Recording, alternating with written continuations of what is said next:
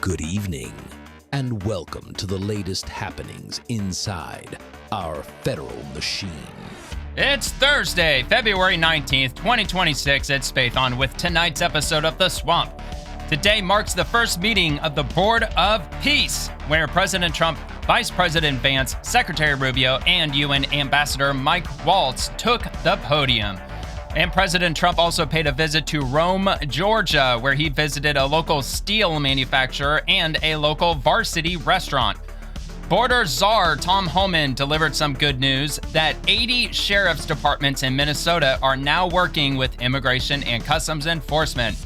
Another innocent American citizen was killed by an illegal immigrant truck driver, this time in the state of Indiana. Prince Andrew has officially been arrested for suspicion of misconduct while serving in public office, mainly for his involvement with the Jeffrey Epstein scandal. And Lex Wesner appeared for a deposition before the House Oversight Committee over his involvement with Jeffrey Epstein and the Rothschild family. During his deposition, his lawyer was caught on a hot mic whispering an alarming threat to Lex himself. And also Energy Secretary Chris Wright gives an update on the fast progress on restarting Venezuela's energy sector. And there's a lot more that happened today, so we're going to get straight into it. And if you enjoyed the video, please give the video a quick like whenever you get a second, and subscribe to the channel if you enjoy the daily updates of The Swamp, which I do Monday through Friday. The video usually posts by 11 o'clock p.m. Eastern Time. And if you leave a comment below, I might just read it on tomorrow's episode. And every article you'll see in this episode will be linked below in the description.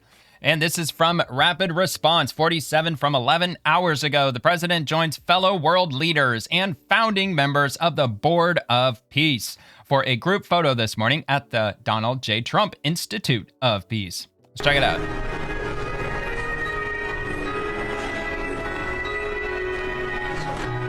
Does everybody like the music? Yeah, it's a perfect song. That's good music. Yeah, that elevator music.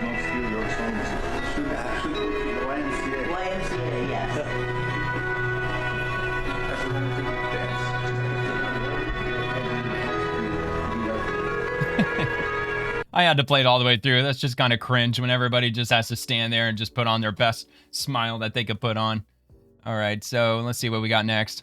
The White House. The Peace President, President Trump, delivers remarks at the inaugural Board of Peace meeting at the United States Institute of Peace. What we're doing is very simple. Peace. Peace. It's called the Board of Peace, and it's all about an easy word to say, but a hard word to produce. Peace. But we're going to produce it, and we've been doing a really good job, and some of these leaders that are with us have helped me very much during no thanks to just Democrats. this first year. We have a first They year are like anti-peace. probably no other ever. Today is a tremendous honor to welcome you all to the United States Institute of Peace for the inaugural meeting of the Board of Peace. Very important. I believe it's the most consequential board, certainly in terms of power. And in terms of prestige, there's never been anything close to what we're doing. Yeah, he might actually be right about that. I guess time will tell. He's been wearing that tie a lot lately, I've been noticing. Like over the last couple of weeks, I think he's probably worn that tie like at least 3 or 4 times. All right, from Rapid Response, another one. The president announces commitments of more than $7 billion toward the Gaza relief package from members of the Board of Peace. And we'll just hear him out right here. Today, and I'm pleased to announce that Kazakhstan, Azerbaijan, UAE, Morocco, Bahrain, Qatar, Saudi Arabia, Uzbekistan, A lot of countries. and Kuwait have all contributed more than $7 billion toward the relief package. That's great. Thank you, fellas. Thank you.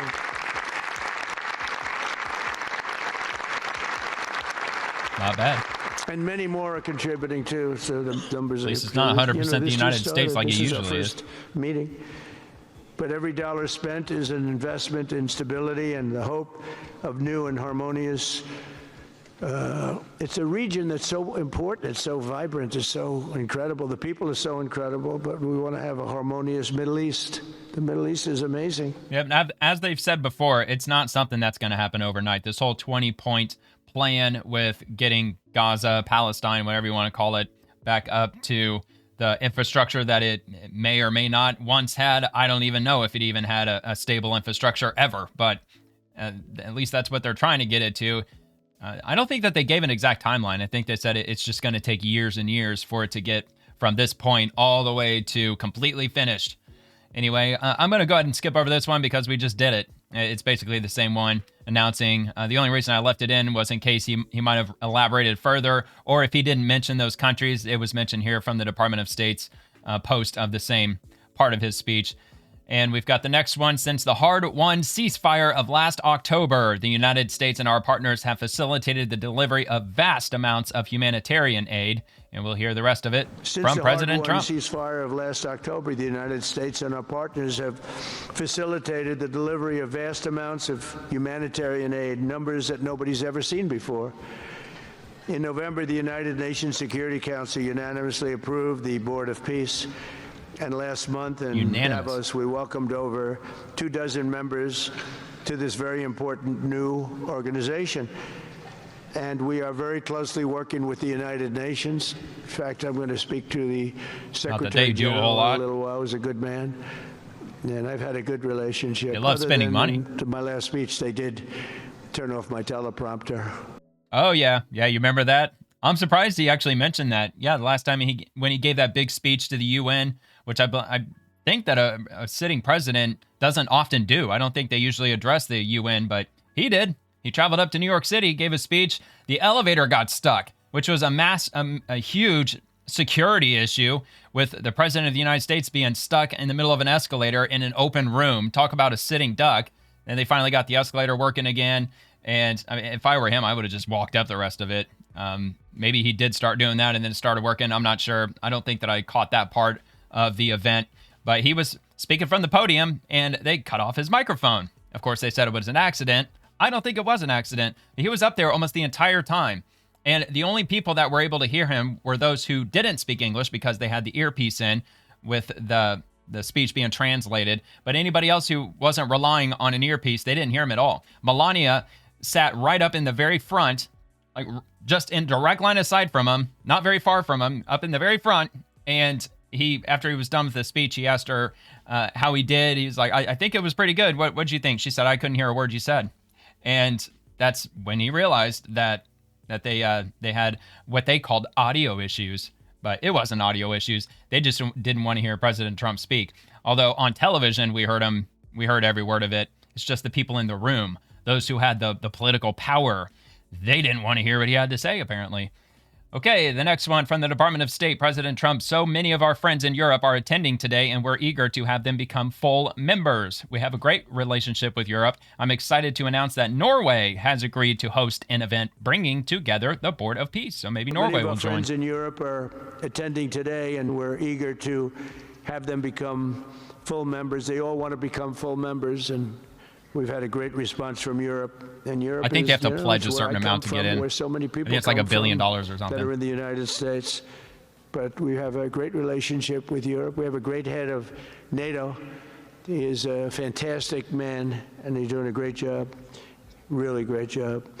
I'm excited to announce that Norway has agreed to host an event bringing together the Board of Peace. Well, you know what? At the very least, we have a good working relationship, a close ally with the European continent, at least until it becomes an Islamic republic in like 50 or 75 years, at which case, maybe, possibly, many, if not most, or even perhaps all of the Christians in Europe, which I'm sure would still be numbering in the millions and millions, would probably be migrating over to the United States, which we may welcome them with open arms, which would reinfuse the Christian population in the United States in a big way, probably strengthening our first world status even further than it is now. And the whole state, the geopolitical state of the world would probably look a lot different than it does now. But I guess only time will tell on that. I don't know. Maybe that won't happen. Who knows? President Trump, I think the Board of Peace is one of the most important and consequential things I'll ever be involved in. I've been involved with a lot of people up here. We work together on ending wars with their country. It's been amazing. Board of Peace is one of the most important and consequential things I think that I'll be involved in. We've been involved in a lot. Really, I've been involved in a lot with the people up here. We work together on ending wars with their country. Some of the wars were 32 years long, 32, 34, and a 37. That's a long time, and we ended it in about 2 days, each one of those.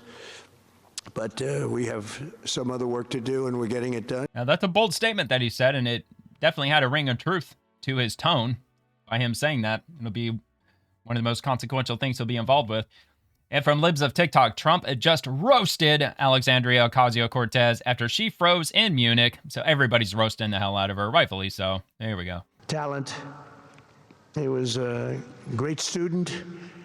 They went to one school. He graduated. You know, most people, if you watch some of the people that were at the event in Munich, they didn't graduate quickly from college. They had everything they could do. There was one young, attractive woman. She was unable to answer questions. And she didn't do so well like J.D. did in college. J.D. graduated in a 4.5-year college in 2 years. Oh, wow. And then he went to Yale and he graduated at the top of his class. Damn. He went to the military grade. But when he went to Yale, there was one person that was marginally ahead of him, so he married her. Can you believe it? Oh, wow. He married the person that was ahead. I don't know. That's I always hilarious. like to say J.D. was first and The power Usha was couple. second, because I get a little uncomfortable when I say the. But he's been incredible. He's a brilliant guy and a great guy, and he's been my friend. All of our people. We have a fantastic group of people. Our cabinet members, everybody, many of them here. Okay, well, I guess you learn something new every day. I didn't know that J.D. Vance married his college sweetheart, who happened to be performing better than him academically. So he didn't mention AOC by name, but come on, we all knew who he's talking about. And this is from J.D. Vance. The president's pursuit of peace around the world is also a mission for prosperity right here in America. Proud to take part in President Trump's historic Board of Peace meeting in Washington this morning. And finally, to the American people, I think it's important that the American people recognize why we're here today. And the reason that we're here today is, yes, to save lives and yes, to promote peace. But this creates incredible prosperity for the American people.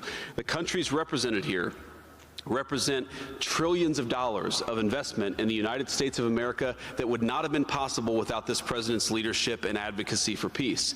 The economies here represent millions of American jobs of people who are receiving products built in American factories and made by American workers would not be possible without a focus on peace. So, Mr. President, while I think this is great for the world, I also think it's really, really great for the United States of America. So we're looking forward to the partnership. Yeah, he's right about that, at least. Peace and stability for sure, which, I mean, politically, obviously, the United States is not exactly stable. I mean, united, I'm sure we're going to remain, at least in a legal sense, for some time, I would imagine. However, it's just, I could understand some countries and major companies and leaders might be kind of on finding themselves on shaky ground when it comes to investing enormous amounts of money into the United States, because every 4 years, you don't know who's going to inherit the federal government legislatively and the executive branch. You just don't really know which way the pendulum's going to swing. And if Democrats take back the House, the Senate, and if they get the Oval Office in 2028, a lot of these investments that they're putting into, who knows what might end up happening. I mean, God knows what Democrats might end up banning in the future, or rolling things back, scaling things back, throwing up the Obamacare climate change emissions nonsense again, which could really throw a wrench in automotive production, and among other things. All right, so anyway, got one more from VP Vance. He delivers remarks at the Board of Peace meeting. Of course, our countries represented here represent trillions. Actually, I think we already heard this. It's a bit longer, so I'll see if I can skip ahead a little bit if it's a full repeat. Three very brief messages. First of all, to the President of the United States, but to the entire team, to Marco, to Steve, to Jared in particular, who've done such an incredible job. I think what this Board of Peace represents is a recognition that if you actually have a President of the United States and a team that's committed to diplomacy, it can actually work.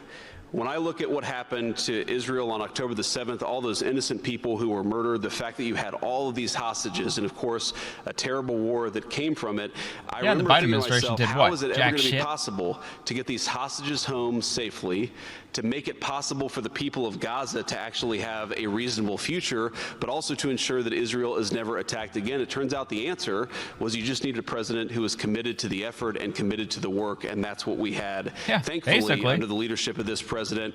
And you got to make peace, but then you have to make the peace stick. And that brings me to my second point. That's what the Board of Peace, I think, is fundamentally about, is making the peace stick. And it's an incredible thing that you guys have all done. So to all of the leaders gathered here today who are investing in the future, who are investing in peace, we're grateful to you. We're grateful for your partnership.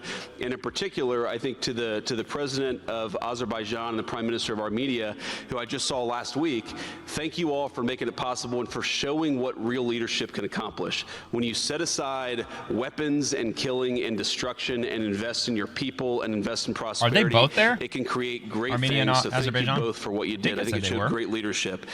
And finally, to the American people, I think it's important that the American people recognize why we're here today. And the reason that we're here today is, yes, to save lives and yes, to promote peace.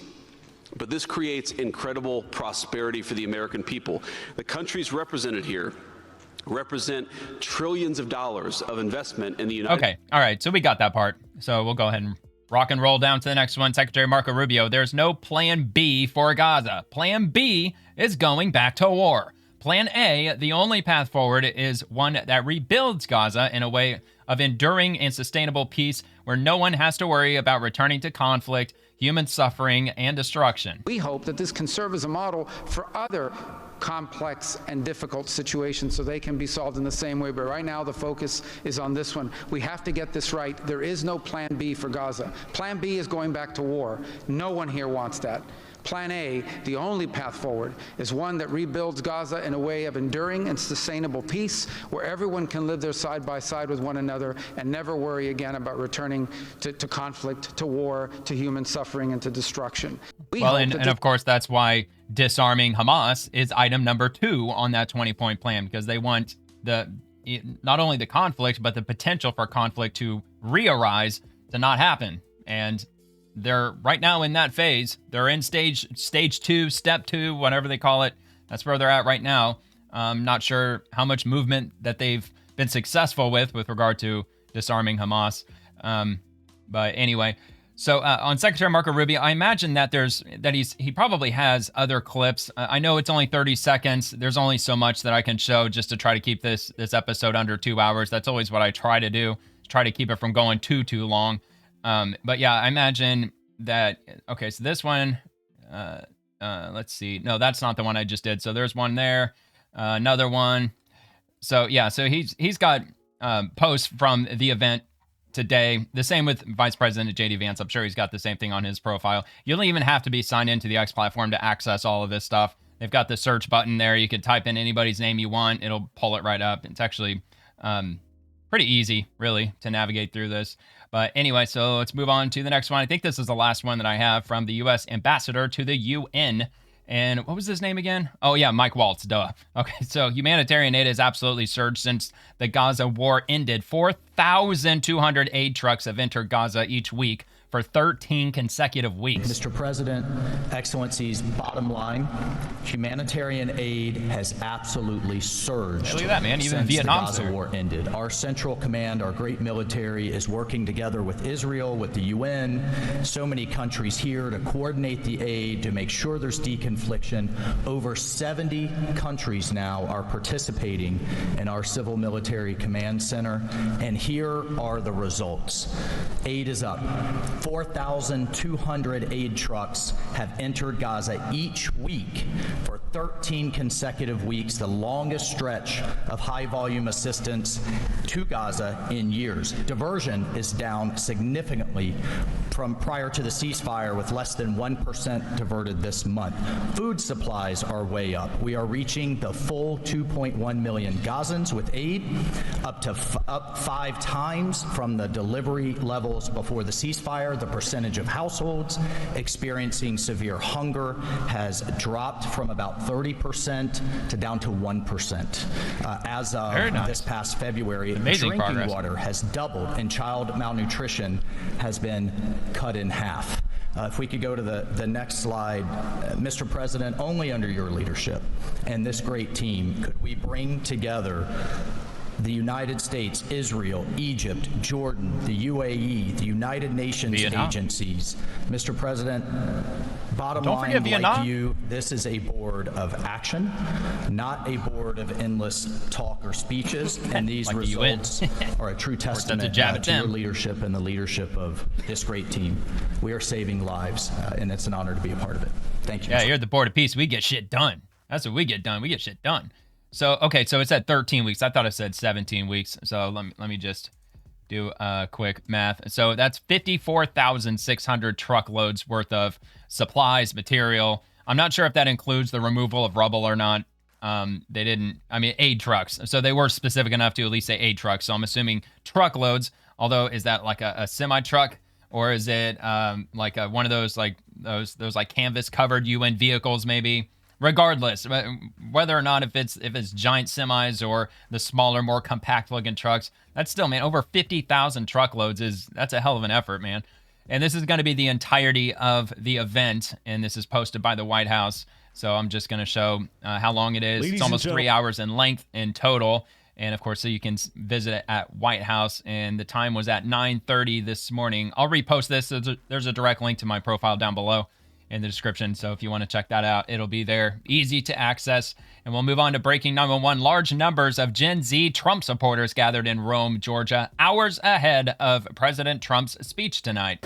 Just a quick clip. The one thing that I can get with the most is pro-life, pro-gun, pro-Trump, man.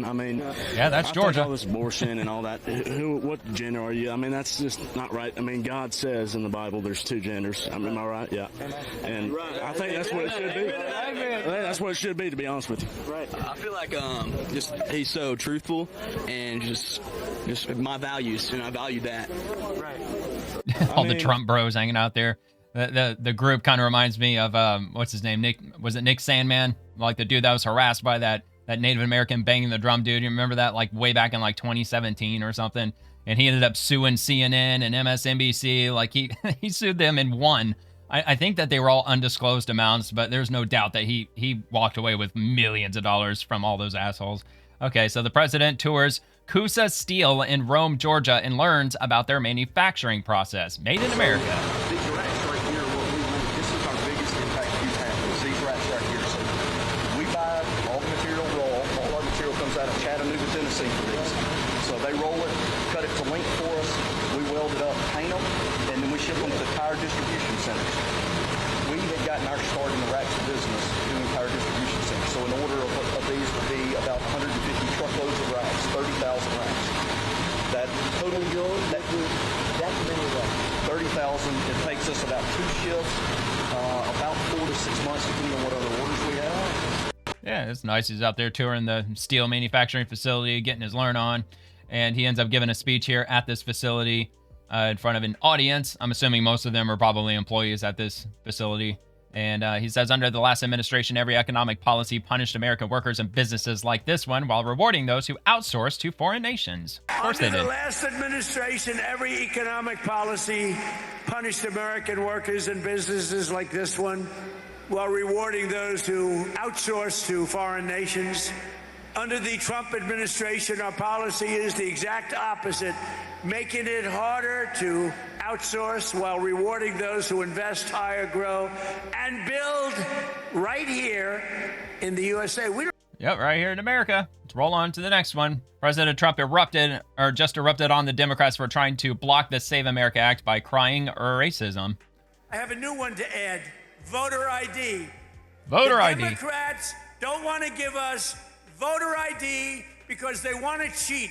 The only way they can cheat is if they... Look, we can stop them so easy. You know what they say?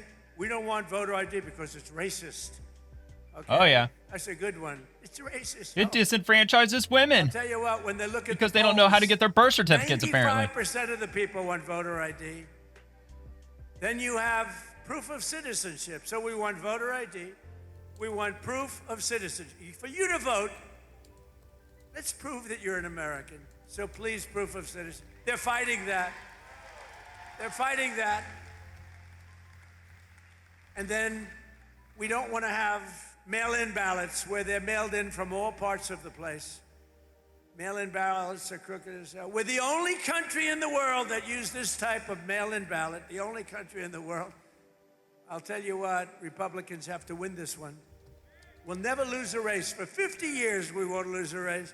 We want voter ID. We want proof of citizenship.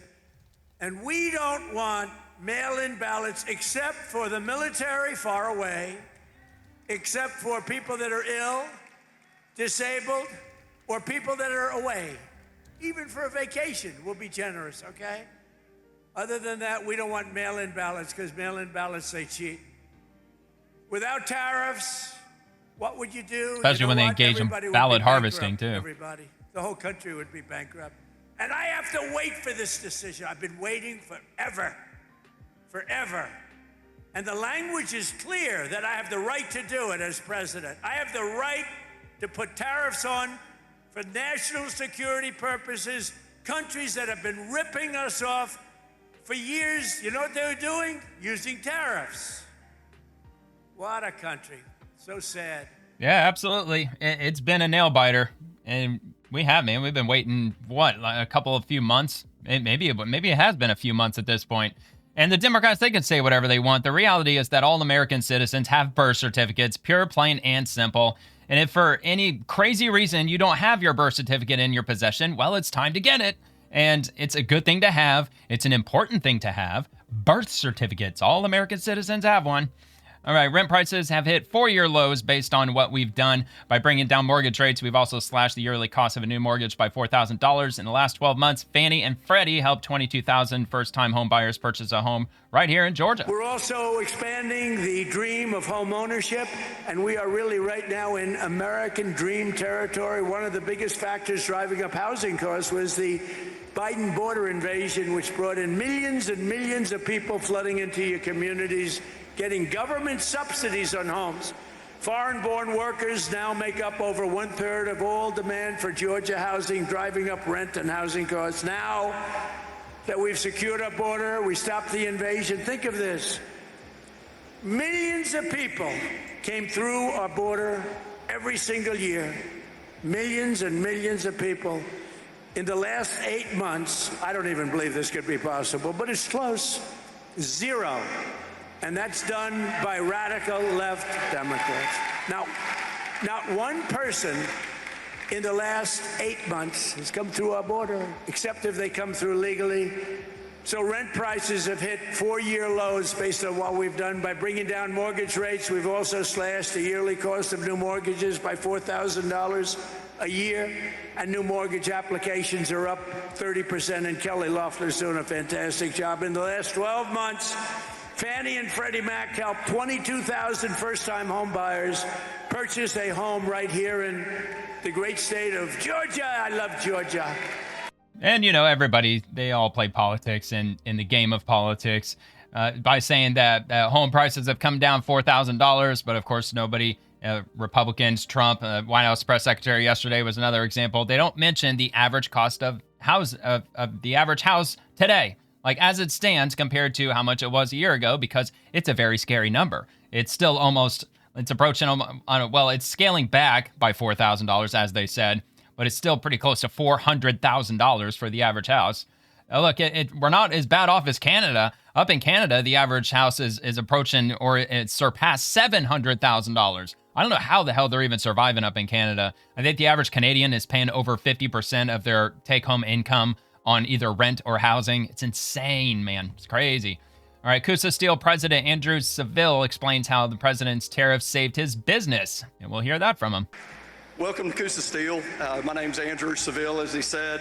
I joined here in 2001 with my dad after I graduated from the University of Alabama. I've got to say roll Tide. I've got to.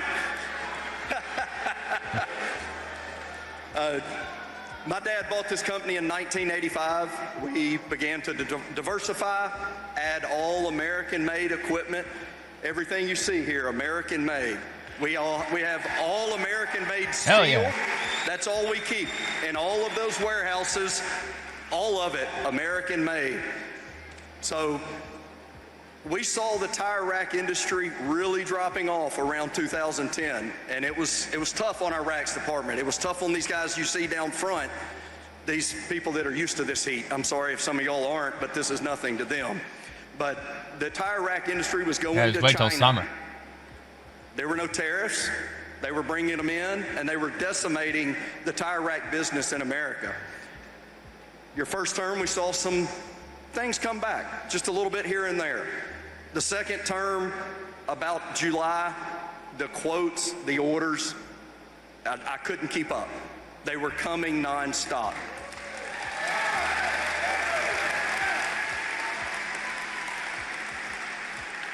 In October of 2025, we landed our first huge tire rack deal that we had in 10 years. This is going to keep our racks department busy for 2 shifts a day, 6 days a week, and we're pumping them out as fast as we can go, and they're all going to Shippensburg, Pennsylvania, right in America.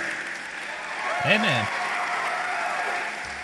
Mr. President, what you've done for these guys down front, what you've done for our entire economy, what you've done for all of America, couldn't be done without your favorite word, terrorists.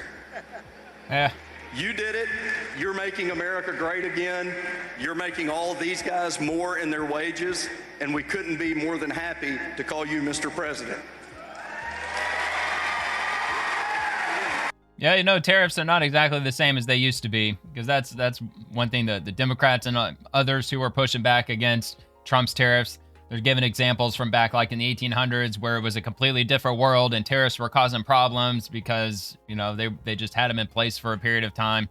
But anyway, made in the USA, for the USA, heading up to Pennsylvania. I'm not familiar with tire racks. I'm not really sure exactly what they are, but at least he's getting big orders for them, and somebody out there needs them.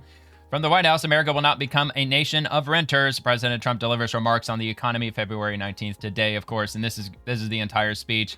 Also being posted by the White House. It was almost an hour and a half, so it was a busy day for the White House today for President Trump. And Trump fixes this man's Presidential Lifetime Achievement Award. Have a look at this. This is wild. See what he wants? He wants me, let's see, dear American. The Presidential Lifetime Achievement Award. Wow, that's pretty good. But I don't want his name on there. So can you help me out? I love it. He doesn't want Biden's name on his Lifetime Achievement Award. Yeah, I'll help you out.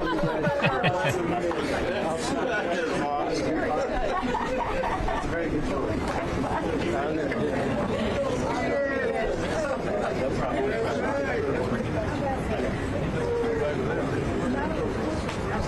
Mine's not an auto pen. This is. That's an auto pen. See that? You know that's an auto pen. See, that's an auto pen. You want me to There you cross go. it off? Yes. Let me cross it off. That's it right there. That's an auto pen signature. That's it. You think he signed it? He didn't sign that. Uh-oh. Crazy, man. That's a lifetime. Crazy stuff, right? That's crazy. I don't know how he did that. Auto pens. He said, what a mess. Something if you think about it. Okay, now you have a real Lifetime Achievement Award. I mean, it kind of is insulting, though, really. Like, essentially a Xerox name, for the most part. Did you notice how Secret Service was, like, physically holding him back? That was a little unnerving.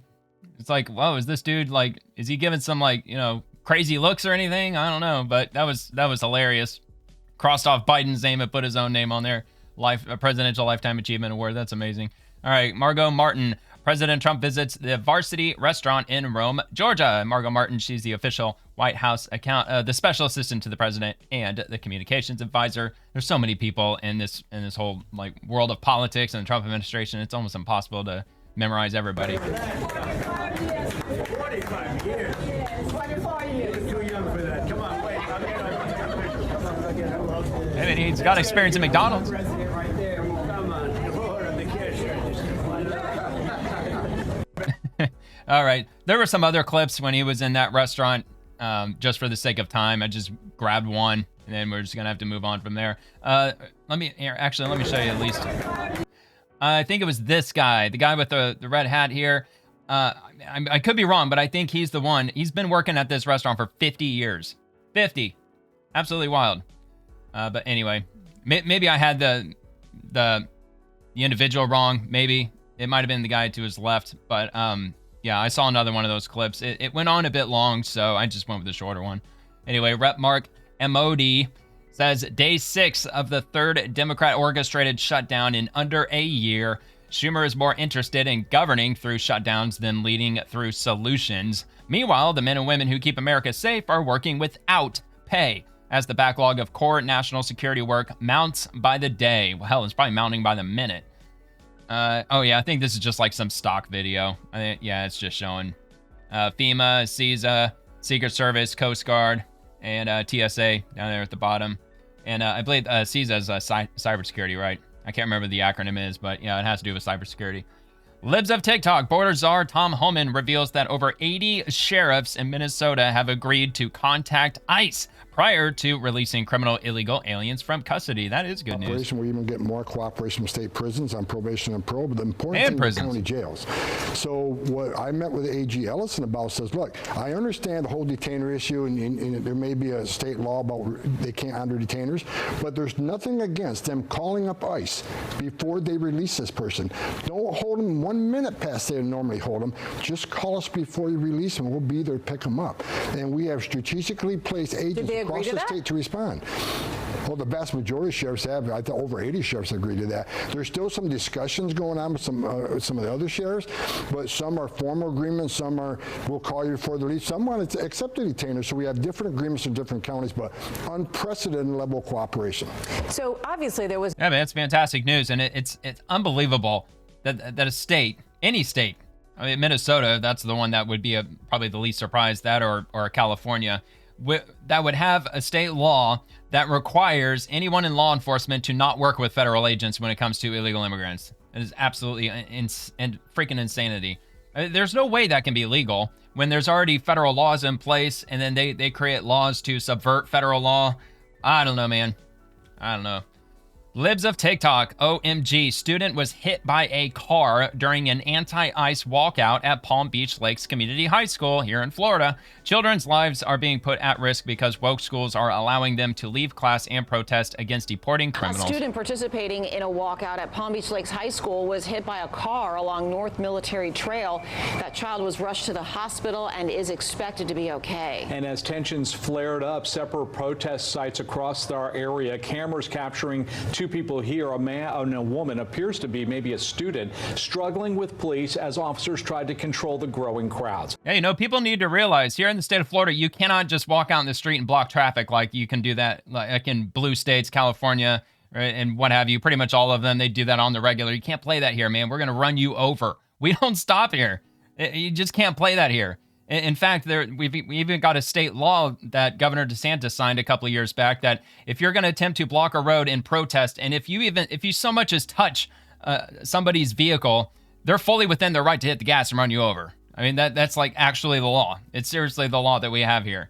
Now, if you're blocking the road in an aggressive manner, I believe like the law says that like if somebody attempts to damage your car, or if they use any form of violence against you, like if they're trying to jump into your window or anything like that, like if they're taking an aggressive posture, or if they're aggressively attacking your car or whatever, I don't know the exact word for word language of the law, but that's essentially like if they touch your car and they're blocking the road, you can hit the gas and you're good to go. Unlike in California, you know, God forbid if you even accidentally hit somebody with your car. Who knows, man?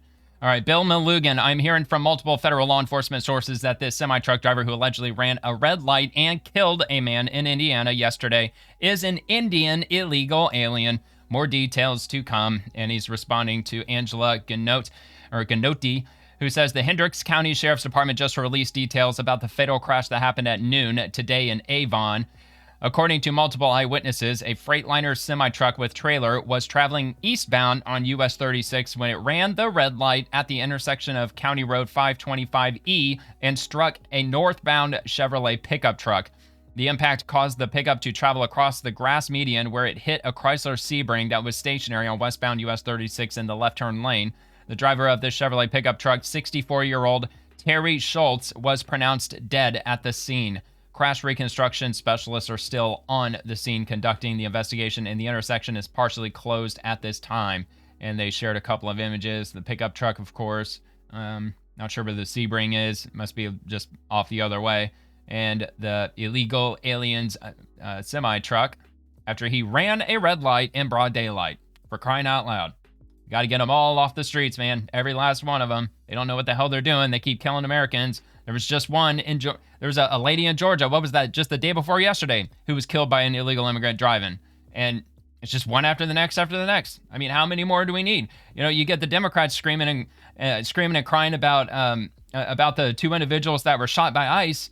But how many Americans are we up to with regard to vehicle fatalities and illegal immigrant CDL truck drivers? Probably in the dozens by now. It's certainly far many more than any ICE confrontations. Not that I really want to make a comparison either way, because no matter what, anybody getting killed is horrible. It's a terrible thing. I'm just saying, that's the game that Democrats play. All right, next order, breaking yet another illegal alien truck driver struck and killed an innocent American in Indiana. Federal road funds should be pulled completely from states giving illegals licenses, especially licenses for 18-wheelers. Look, who is it? Secretary Sean Duffy with Transportation. He's gone even a step further and said that they're contemplating on stripping the state's ability to issue CDL licenses at all, because it has to go through the Federal Department of Transportation. So apparently the DOT on the federal level has the ability to nullify and void every single CDL that's issued by that entire state. And they haven't done it yet. They've been talking about doing it, but that is one tool that they may have to use in this effort to get all these illegals out of these frickin' semi-trucks, and at the very least, get Americans in behind the wheel of the semi-truck. So let's hear this from Fox News. 24-year-old Sukhdeep Singh from India, who was caught and released at the border in 2018. DHS says a court order known as the Flores Consent Decree forced the agency to release him to sponsors because at the time he was a minor. Federal law enforcement sources tell Fox News Democrats were fighting tooth and nail back then. You remember that? Commercial driver's license this past May in Indiana, just before the Transportation Department instituted new rules to stop people from other countries from being able to get CDLs so easily. DHS tells us it is incredibly dangerous for illegal aliens. Well, look, I don't really like the way they worded that. People who are from other countries, they should be allowed to get a CDL as long as, I would say at the very least, if they're a U.S. citizen. If they've gotten their citizenship, then fine, you can give them a CDL. Maybe somebody would say that's a bit much. Maybe if they have a permanent residency or a green card. But at the very, very least, they have to speak proficient English, fluent English, I would argue. Not only speaking, but of course reading, because you got to be able to read the road signs, and maybe even writing too, because I'm sure handwriting probably, there's got to be a use for it somewhere in the trucking industry for everyday truck drivers. I'm sure that you probably would need to learn or know how to write at some point. I don't know, man. I think that's at the very least, that's not asking too much. Or even English to be operating semi-trucks on America's roads. These tragedies are 100% preventable. Yeah, 100%. This case appears to be a prime example of what the administration is trying to prevent. Our local Fox station reports Singh has had 5 driving citations since 2022, including 3 speeding tickets, 1 for no registration, and according to court records, just last month, he was in a car accident and got ticketed for not having insurance, which would typically lead to the Bureau of Motor Vehicles suspending someone's commercial driver's license. But in this case, it's not clear whether or not that happened. We have reached out to him about that. As for Singh, I mean, look, he was able to get his driving record and all the citations that he's gotten in the past. I'm sure having a suspended license probably would have come up on that list. We're told he is now in ICE custody. Jillian? All right, Garrett Tenney with all the breaking details for us out of Chicago. But of course, in blue states, illegal immigrants are above American citizens, so we can't suspend their driver's license. They're illegal immigrants. They can do whatever the hell they want. Libs of TikTok, Biden fast-tracked the CDLs of foreigners who don't speak English or understand our road signs. This is absolutely terrifying. From Savannah Hernandez, I've been doing an investigation into how migrants are getting CDLs and driving semi-trucks on U.S. roads, and no matter how bad you think it is, it's way worse. Here's the CDL school running out of Ohio using their graduated students to advertise their program. So she said she did an investigation. I've heard of Savannah Hernandez. I just forgot who she worked for. Contributor with TPUSA. Okay, so she's working with TPUSA now. I want to say she used to work with Daily Caller, maybe. But anyway, so check out this video clip. This is wild. Get your CDL today in Dayton, Ohio.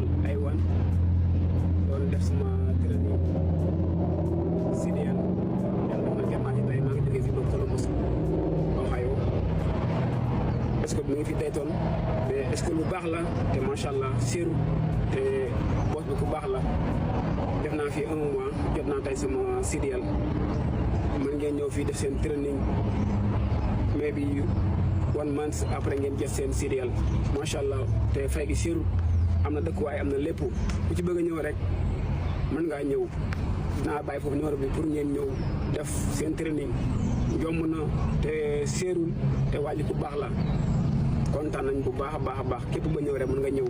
Unreal, man. Not speaking a word of English. Obviously, they're not advertising their business to people who do speak English. I don't know what that is. Somali, I have no idea. I don't know what language that is. But they did leave their address, 2700 West National Road. So I'm going to go over here to Google Maps and let's see what this takes us to. They didn't give the name of the business. So maybe it's on here. Maybe not. Nope, just 2700 West National Road building. That's all it says. So this is the address that they were advertising. Looks like a car lot, like buy her, pay her lot or something. Oh, wait, here we go. Here's a sign. What is that, Verizon? No, that's not Verizon. There's Thrifty. Oh, so that's a rental car place. Is that what it is, Thrifty? Yeah, Thrifty rental cars, I suppose. What does this sign say? Paid parking only. Unauthorized vehicles will be towed. So wait, hold on. Let me go over here. Actually, was there anything on Dollar? Oh, yeah, Dollar. I've heard of Dollar. That's a rental car company. So Thrifty, Airport, rental car shuttle. I mean, that's the address that they gave as advertised. So I guess the dude that's running the CDL scam, or this CDL scam business, whatever it is, I guess they work out of this building. I mean, evidently they do, because that's the address that they're advertising. So, and anyway, let me expand this just to see where it might be in relation to everything else. Let's see. Oh, good grief. All right, here, let me just get out of that and zoom out.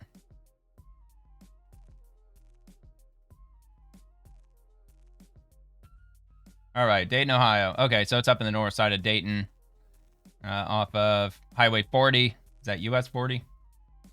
And yeah, there you go. So no other information other than the phone number. They gave the phone number, but I wouldn't recommend calling anybody. I would never recommend that. Oh, wait, hold on. Wait a minute. A1 CDL training? It says at this... Oh, okay. Well, I'm glad I looked.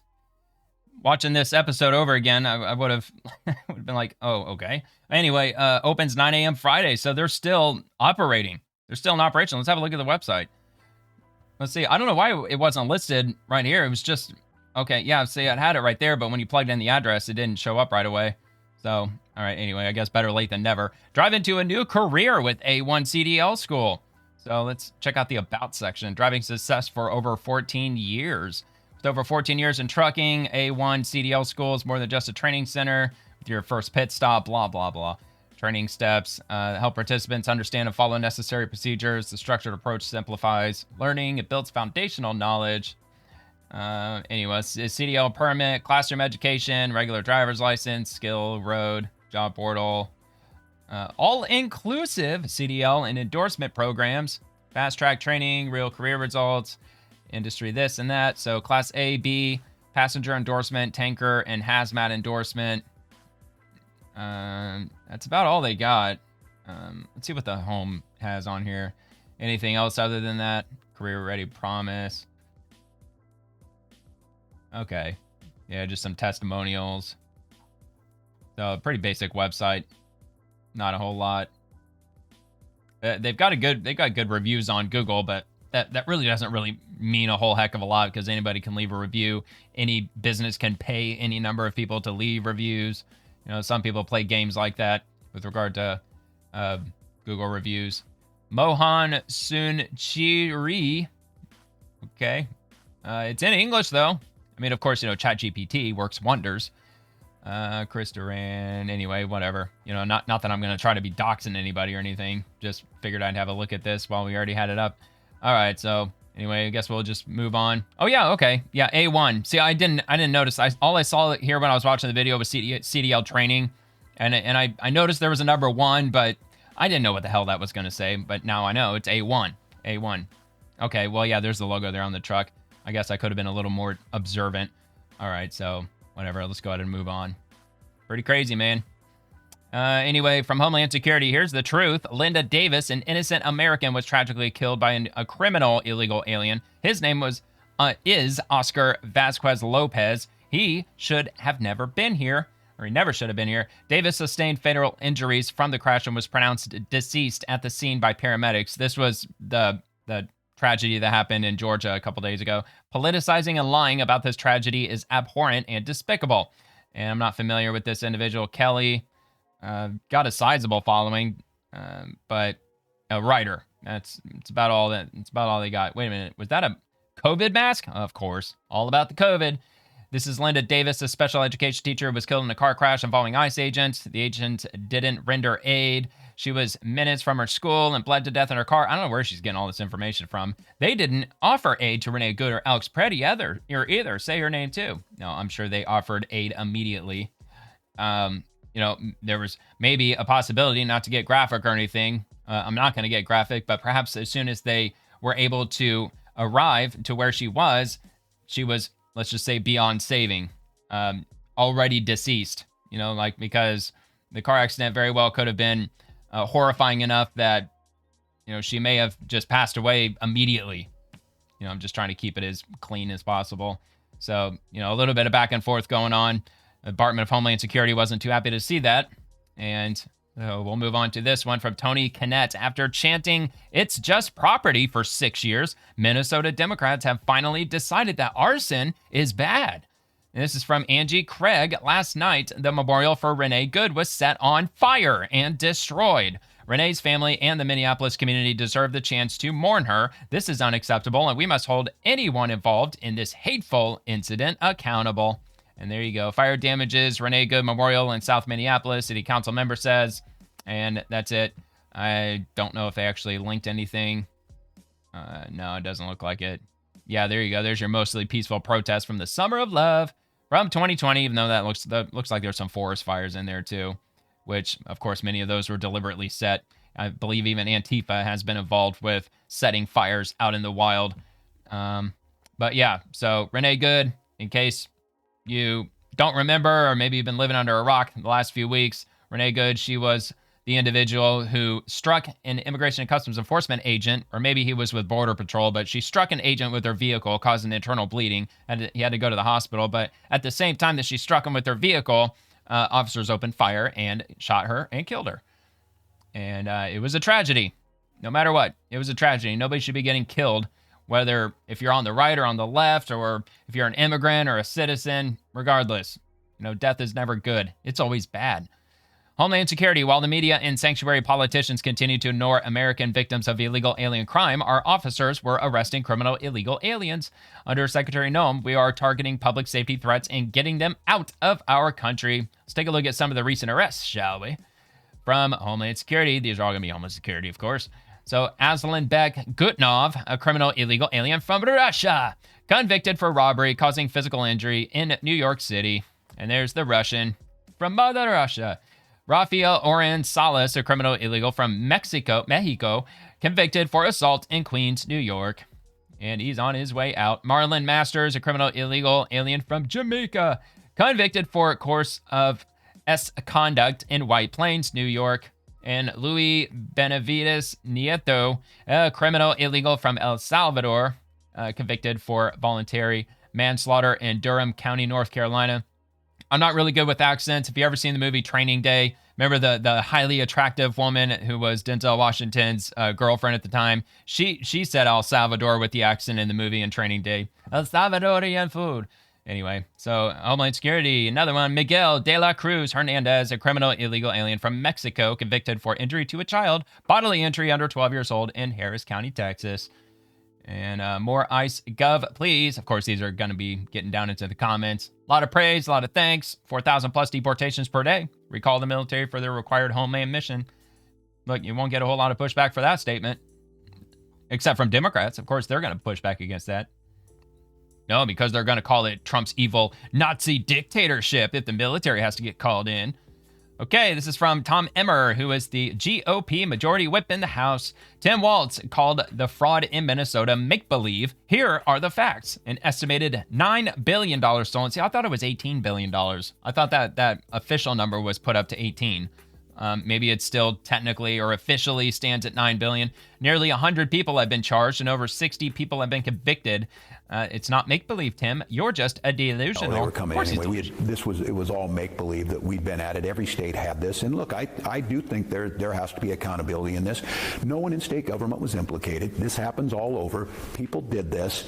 We got it caught. We put them in jail or whatever. But oh, dude, people are going to be implicated in this 100% in the government. There is no doubt about that at all, dude.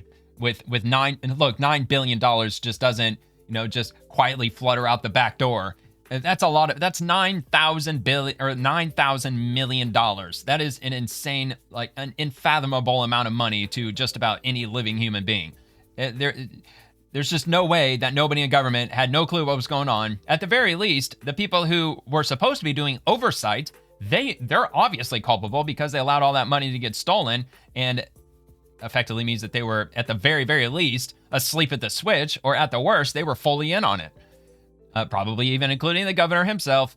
And from the GOP, and it's just an image of Bill Clinton. And why is there an image of Bill Clinton? Because they are reposting this after learning this from NBC News from 16 hours ago as of this recording. Breaking: former Prince Andrew arrested on suspicion of misconduct in public office amid Epstein files scandal. This is on NBC News, so this might get a bit spicy, but not too hot for YouTube because, of course, it's NBC News.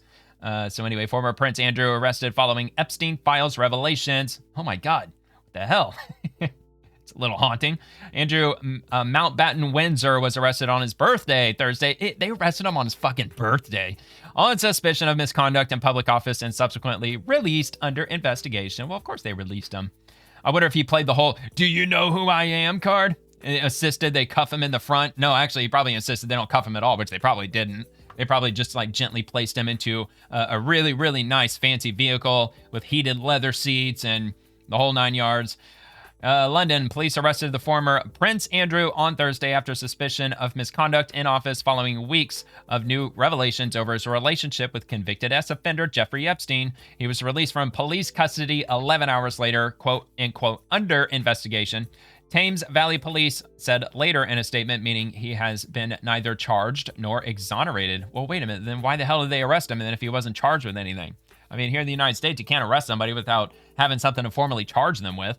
Mountbatten Windsor was seen being driven away from Aylsham Police Station in Norfolk, roughly 50 miles from the Sandringham estate where he now lives. The National Police Chiefs Council gave the UK Home Office a 30-minute warning before the arrest. Oh, well, that was really nice of them, which was described as routine practice in a statement. The stunning development, the first arrest of a member of the royal family in centuries. I think specifically, I think it was something like 400 years since a member of the royal family was formally arrested, makes Mountbatten Windsor the highest profile figure to face criminal accusations in a scandal that continues to sweep in some of the world's richest and most powerful. The arrest comes after a remarkable fall from grace for the brother of King Charles III, who was stripped of his titles last year and is now known only as Andrew Mountbatten Windsor, and is yet another blow to Britain's already beleaguered royal family. The king expressed his deepest concern at the news Thursday and stressed that, quote, the law must take its course, end quote. I mean, with him being the king, he could just instantly snap his finger and just erase, like, he could pretty much just like wave a magic wand and say like nothing could ever happen to him, right? Because he's the freaking king. I'm pretty sure that he could do that. I know like these days it's mostly a ceremonial position. However, I'm sure that they probably still have a fairly sizable amount of power.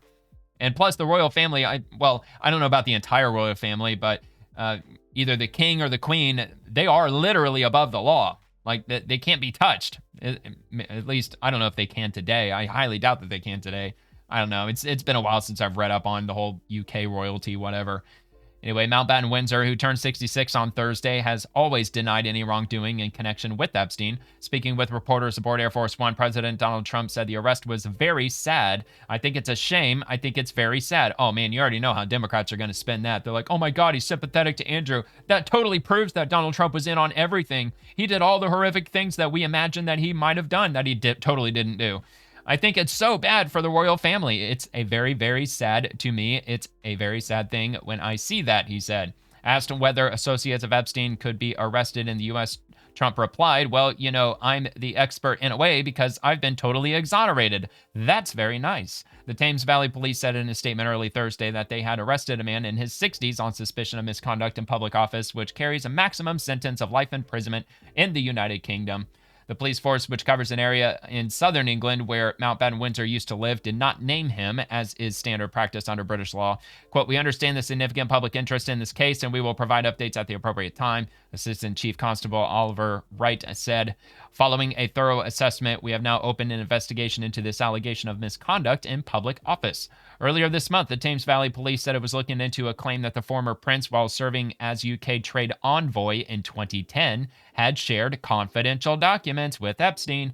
One email in the latest U.S. release appears to show Mountbatten Windsor forwarding Epstein a report from his special advisor about the then prince's visit to Southeast Asia. Mountbatten Windsor has not commented on the latest batch of files published by the Justice Department. The arrest caps years of growing pressure on Mountbatten Windsor, the son of the late Queen Elizabeth II, over his years-long friendship with Epstein. Police say they were searching 2 addresses in Berkshire and Norfolk. Mountbatten Windsor lived in Windsor's Royal Lodge in Berkshire until earlier this month. His new home on the Sandringham Estate, a royal residence, is in Norfolk. Earlier, news photographers capture what appeared to be unmarked police cars arriving at former Prince Andrew's home in Sandringham. And Norfolk police said in a statement that they were supporting a Thames Valley police investigation into misconduct in a public office. So it doesn't sound like that it's directly related to any kind of like S abuse or R word goings on that he was involved with Epstein. Sounds like that he was just sharing classified information with Jeffrey Epstein back in 2010. And that's apparently what he's probably being charged with or being arrested for. In his comments early Thursday, the king directly addressed the British public and signed the statement Charles R. rather than follow the usual practice of issuing it through Buckingham Palace. Quote, I have learned with the deepest concern the news about Andrew Mountbatten Windsor and the suspicion of misconduct in public office. What now follows is the full, fair, and proper process by which this issue is investigated in the appropriate manner and by the appropriate authorities, he said. In this, as I have said before, they have our full and wholehearted support and cooperation. Charles did not respond when reporters asked him for further comment as he attended an event to mark the start of London Fashion Week. The scandal surrounding Andrew has centered on the accusations of Virginia Roberts Giuffre, who alleged that Epstein trafficked her to his powerful friends, including the former prince. And Andrew stepped back from the active royal duties in 2019, and in 2022, he reached a legal settlement with Giuffre for an undisclosed amount after she filed a lawsuit in 2021 alleging that he abused her when she was 17. And Andrew denied having any S with Giuffre. On Thursday, the Giuffre family released a statement responding to Andrew's arrest. Today, our broken hearts have been lifted at the news that no one is above the law, not even royalty. For survivors everywhere, Virginia did this for you. Look, doesn't sound like he was arrested for that, though. It sounds like he was just arrested for sharing classified material. So this, I'm not saying this is a nothing burger. He could definitely be, formally charged with some pretty serious crimes by sharing, like a royal's top secret or a British top secret information or whatever with someone who's not authorized to view it. Who knows? I don't even know what's going to come of that. But anyway, it's extremely rare for a senior member of the royal family or someone who used to hold such status to be arrested. In 2002, Princess Anne, the sister of the king, and Andrew, was convicted under the Dangerous Dogs Act after her English Bull Terrier Dottie bit 2 children while walking in Windsor Great Park. British media said at the time it was the first instance of a royals being convicted of a criminal offense, but she was not arrested. In many ways, it was a lot more serious for the royal family than the death of the late Princess Diana, according to NBC News royal commentator Daisy McAndrew. Let's see. It goes on a bit, so yeah, I'll just leave it down in the description. I think we got the gist of it at this point, without going, all the way to the bitter end. So yeah, man, he's been arrested. Amid the whole Epstein scandal. It continues to deepen. Okay, so that's one more. I'm sure we've got many, many, many more high society individuals that need to be arrested and convicted. So I guess only time will tell. Prince Andrew is the first royal to be arrested in 400 years. He could face life in prison and exile from Britain. Editor-at-large of The Sun, Harry Cole. Okay, so this is probably all going to be contained in this video, so might as well just not read it, but listen to it. History right now. It's been 400 years since a royal was arrested. What's happening? Yeah, hi Benny. Thanks for having me. What a day. As you say, this was the first time a royal has been detained since 1647 and the arrest of King Charles I at the height of the English Civil War. Didn't go well for him, it has to be said. He ended up losing his head. I don't think we're going to see that quite happen for Prince Andrew, but he once famously said that he was incapable of sweating. But I'm pretty sure he'll be sweating now. As right now he is in a jail cell. It's hard to underplay. Look, we all talk about bombshell moments, big stories, but for the royal family, this is the most serious crisis, I would say, since the immediate aftermath of the death of Princess Diana in 1997, where it felt that it's kind of a big deal, man. Completely out of touch with the mood of the nation. Or you have to go back to sort of 1936, when 1937, the abdication crisis, where the king stepped back over his affair. What, you think the British people are going to overthrow the royal family completely? And the fallout from that. Is that what they're worried about? The king has, released a remarkable statement today saying No, he didn't. He said it was as generic as all get out. Well, okay, fine. Remarkable in the way that he issued it himself and Buckingham Palace didn't. I guess that. Coordinate with law enforcement. His little brother has been a blight on that family for many, many years now. But at the end of the day, the problem that the institution of the monarchy has is that Andrew is still living, on the royal estate. Yeah, royal property. He's being funded privately by King Charles from his private income, but at the end of the day, his private income does eventually lead back to the British public purse. Well, look, if he's sitting in some empty cobweb covered house, living in isolation, then so be it. I think it'd be much better for him to be sitting in a prison cell, especially if he was essaying minors, to say the very, very least. But I mean, given his circumstances right now, like where he's staying in quote unquote exile, but not really exile because he's still in the UK. It's certainly better than him being whisked away to the Seychelles Islands, which is a commonwealth of Great Britain, which is in a very tropical region, absolutely gorgeous, off the coast of Africa and the Indian Ocean. At least he's not being exiled there into paradise. So British taxpayer. So even if he doesn't get charged, the bar for misconduct in public office is a very high bar. I mean, I think the idea that Andrew will be able to continue living in Britain, really, I think is going to become. Well, don't exile him to the Seychelles. A real that'd be an upgrade of anything. Here. Well, so wow, you think that he'll be in exile? You think he'll leave? Well, I just think I mean, is this a bit? I don't think so. Being candid, it's a bit like getting Al Capone on his. Look, honestly, I think it really just depends on how long this drags on, how much sensationalism that's going to be maintained into the future. If it quietly goes away, everybody agrees in the mainstream media to kind of stop talking about it. Maybe they'll quietly allow him to keep living wherever they can put him in. Or even if they say that he's going to go into exile, do you really think he's going to financially cut him off? He's probably just going to move to some other, fancy pants region, probably south of France or some bullshit, where he's just going to live out the rest of his years in peace and quiet, which he deserves the complete opposite. Returns this one. It's for all the things that Andrew's been accused of, and all the images we're seeing. I was going to say, what about the images? Files of him cavorting with young women, straddling young women on, all of that thing. The allegations for Virginia Roberts. There you go. I was going to mention eventually became the settlement, Gouffre or Guthrie or whatever settlement that he paid, and the Epstein files, day in day out, just revealing that he lied and lied and lied and lied throughout his long defense. Yeah, man, we've even read some of the emails on this show. I remember being on the phone that he was communicating with Jeffrey Epstein. Didn't sound too good. When one of Prince Andrew's PR spin doctors was trying to convince me that the photograph of Virginia Guthrie with his arm around her was photoshopped. It was a fake. Now we have in the Epstein files, Ghislaine Maxwell herself saying, I was aware of the photo. He was there. You go. It is real. We have Jeffrey Epstein himself liaising with a New York Times journalist, not disputing the suggestion that Andrew had slept with Virginia. Yes, consentingly, but he had slept with her. Again, he's lied and lied and lied. And I just don't see how the public will tolerate this guy leeching for any longer on taxpayer money and taxpayers' cash. I mean, that's where the British monarchy, or the royalty, that's where they get their money from, right?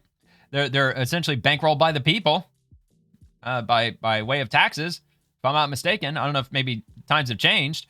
Probably not. All right, so anyway, this is going to be from Benny Johnson here. Let me size this up a little bit. Or no, never mind. That's up too much. So breaking: President Trump responds to the arrest of Prince Andrew over connections to Jeffrey Epstein. Quote, "It's a shame. It's so bad for the royal family. It's very, very sad." On C-SPAN. Prince Andrew arrested by the police there. Related to something with Jeffrey Epstein. Do you think people in this country at some point, associates of Jeffrey Epstein, will wind up in handcuffs too?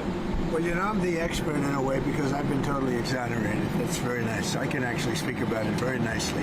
I think it's a shame. I think it's very sad. I think it's so bad for the royal family.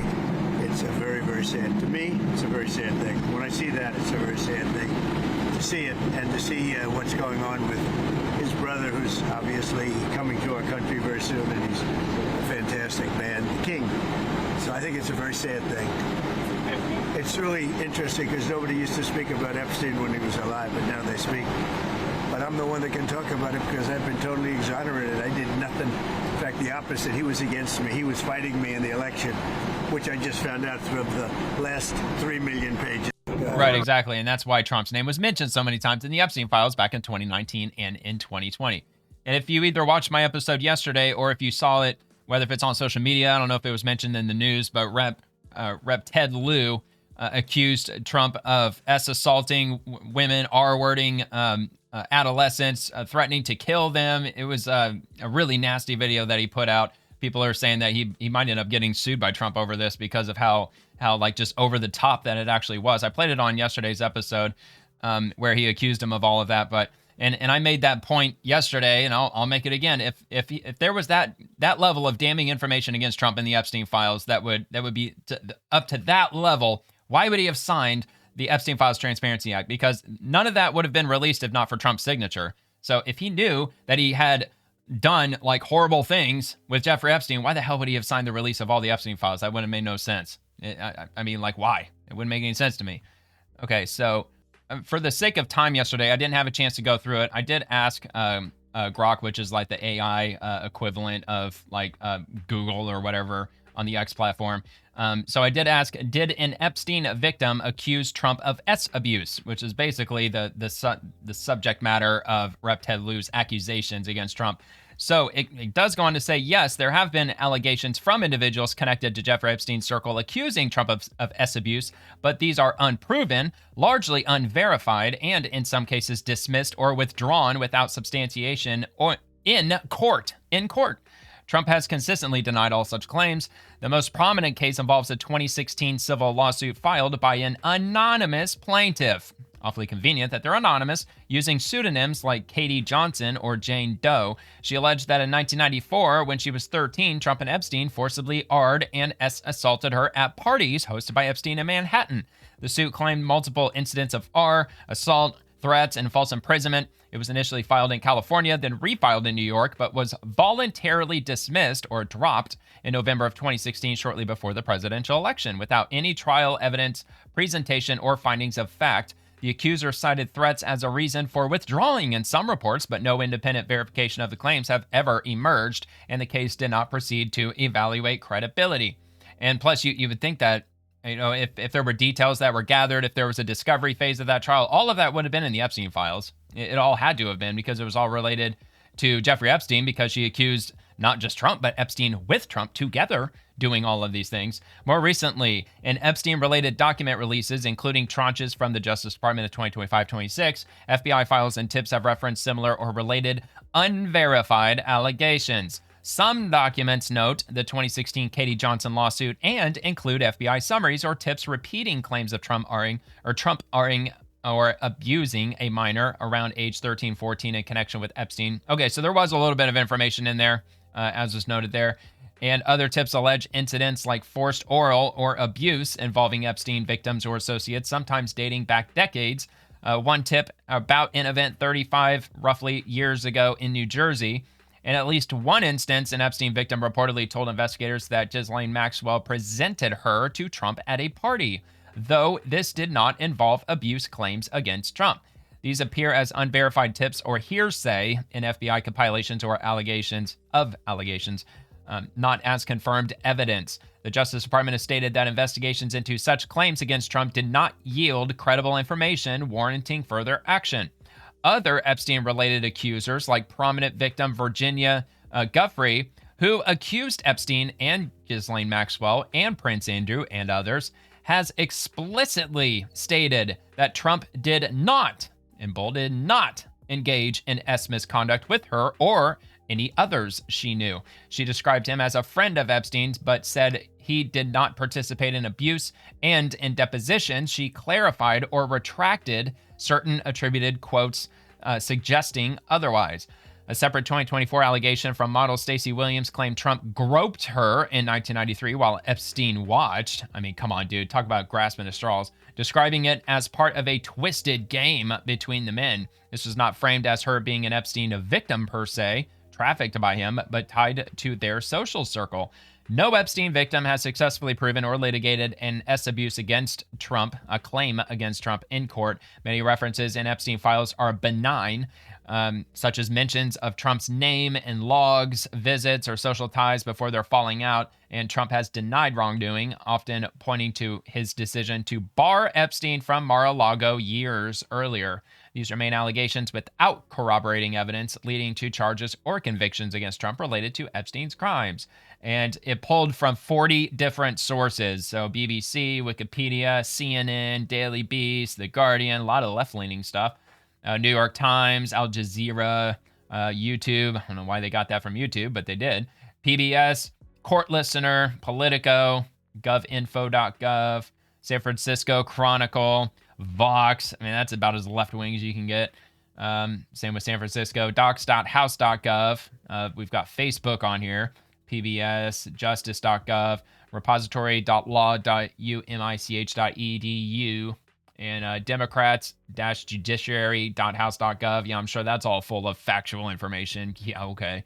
BBC, Document Cloud, Facebook. Okay, so anyway, you get the idea. Factcheck.org. So some of the websites, I guess you could say, might be credible. Other ones, I mean, .gov, of course, .edu. Yeah, these days is kind of 50-50, really. But anyway, I came across that yesterday with the whole Ted Lieu nonsense with his video yesterday. But I had to go past it because I just didn't have enough time yesterday. The episode went over 2 hours. So figured since we're talking about Jeffrey Epstein again tonight, might as well bring that up. So that's the information that at least the Grok AI program, app, whatever you want to call it, that's the info that it has with regard to any accusations against Trump with regard to abuse and so on. So, all right, from Benny Johnson, breaking Les Wesner says Jeffrey Epstein claimed he was the financial advisor to Elie de Rothschild and the Rothschild family in France.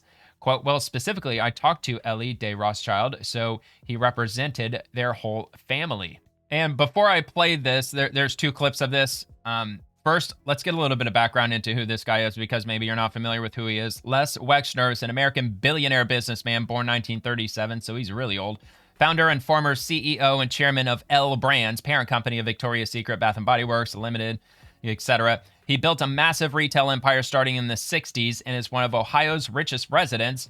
His connection to Jeffrey Epstein. Wesner was Epstein's longtime financial advisor and patron starting in the late 80s, early 90s. Wesner granted Epstein power of attorney over his finances. What the fuck would you do that for? Allowed him significant control over assets and transferred properties. Maybe that's where Jeffrey Epstein got his hundreds of millions of dollars from. I don't know, man. Wild guess.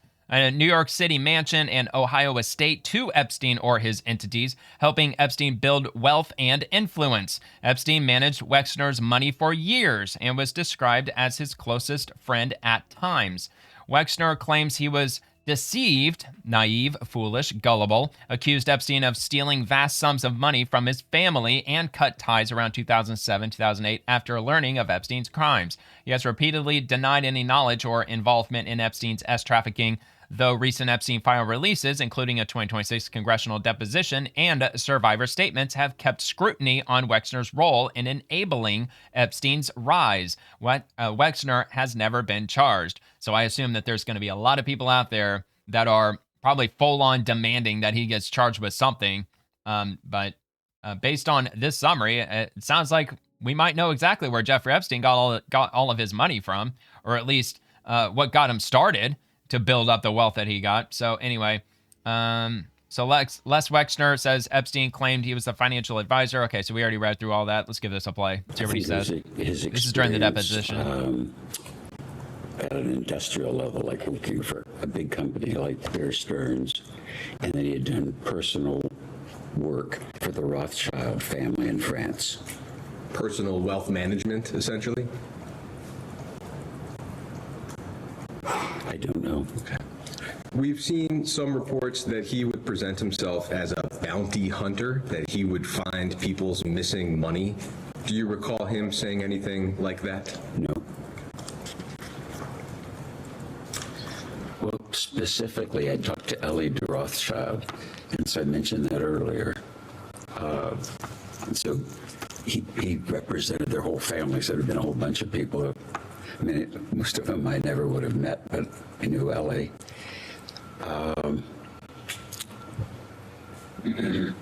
never met people, but there were people that called me that either insinuated or said they knew Jeffrey through a financial relationship. And so, I mean, they could have been actors, but in the time, a guy calls me up. I'll give you an example. It's just because I want you to understand this, because it's so confusing to me. He would say, like, I'm providing financial advice to the founders of Google. I'm providing financial advice to Jeff Bezos. I'm providing financial advice for the chief technologist at Google. Wow, I'm in good company, because these are really smart guys with a lot of money. And you have to put yourself in the mindset of if my attorney said, he was qualified to argue in front of the Supreme Court, I'd believe him. I didn't say to call the Supreme Court and say, tell me, is he really an attorney, or did he do this? All right, well, that's that. I mean, dude's pretty spry for being almost 90 years old, but I guess I would have been billions of dollars who would probably allow you to maintain that kind of health, I guess. So this is another one for Benny Johnson. Hot Mike, Les Wexner's attorney during his House Oversight Committee deposition. I'll fucking kill you if you answer another question with more than 5 words, okay? So I don't know how quiet it is. If I have to, I'll play it one more time and maybe boost the volume if I can, so let's hear it. It was just regularly done.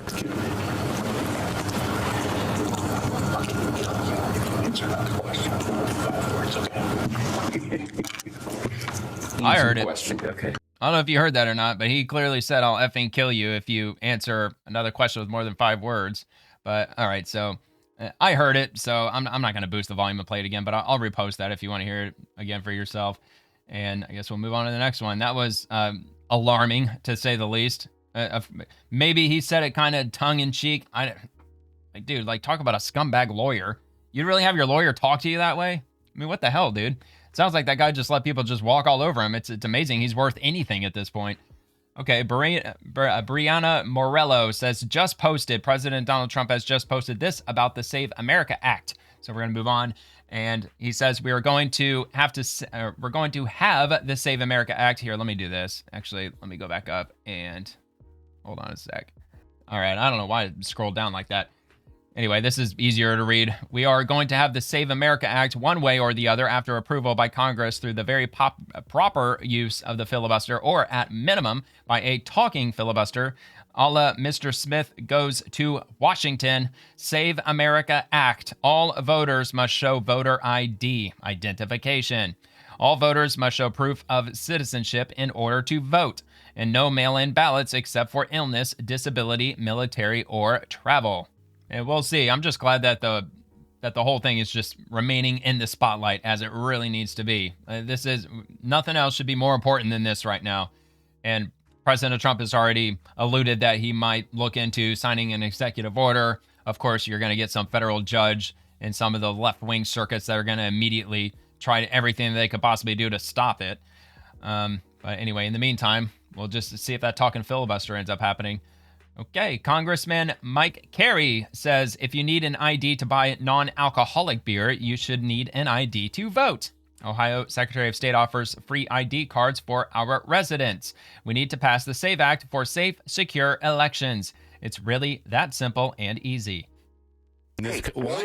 Go down to any grocery store, and I'm not kidding, not try to buy alcoholic beer, try to buy non-alcoholic beer.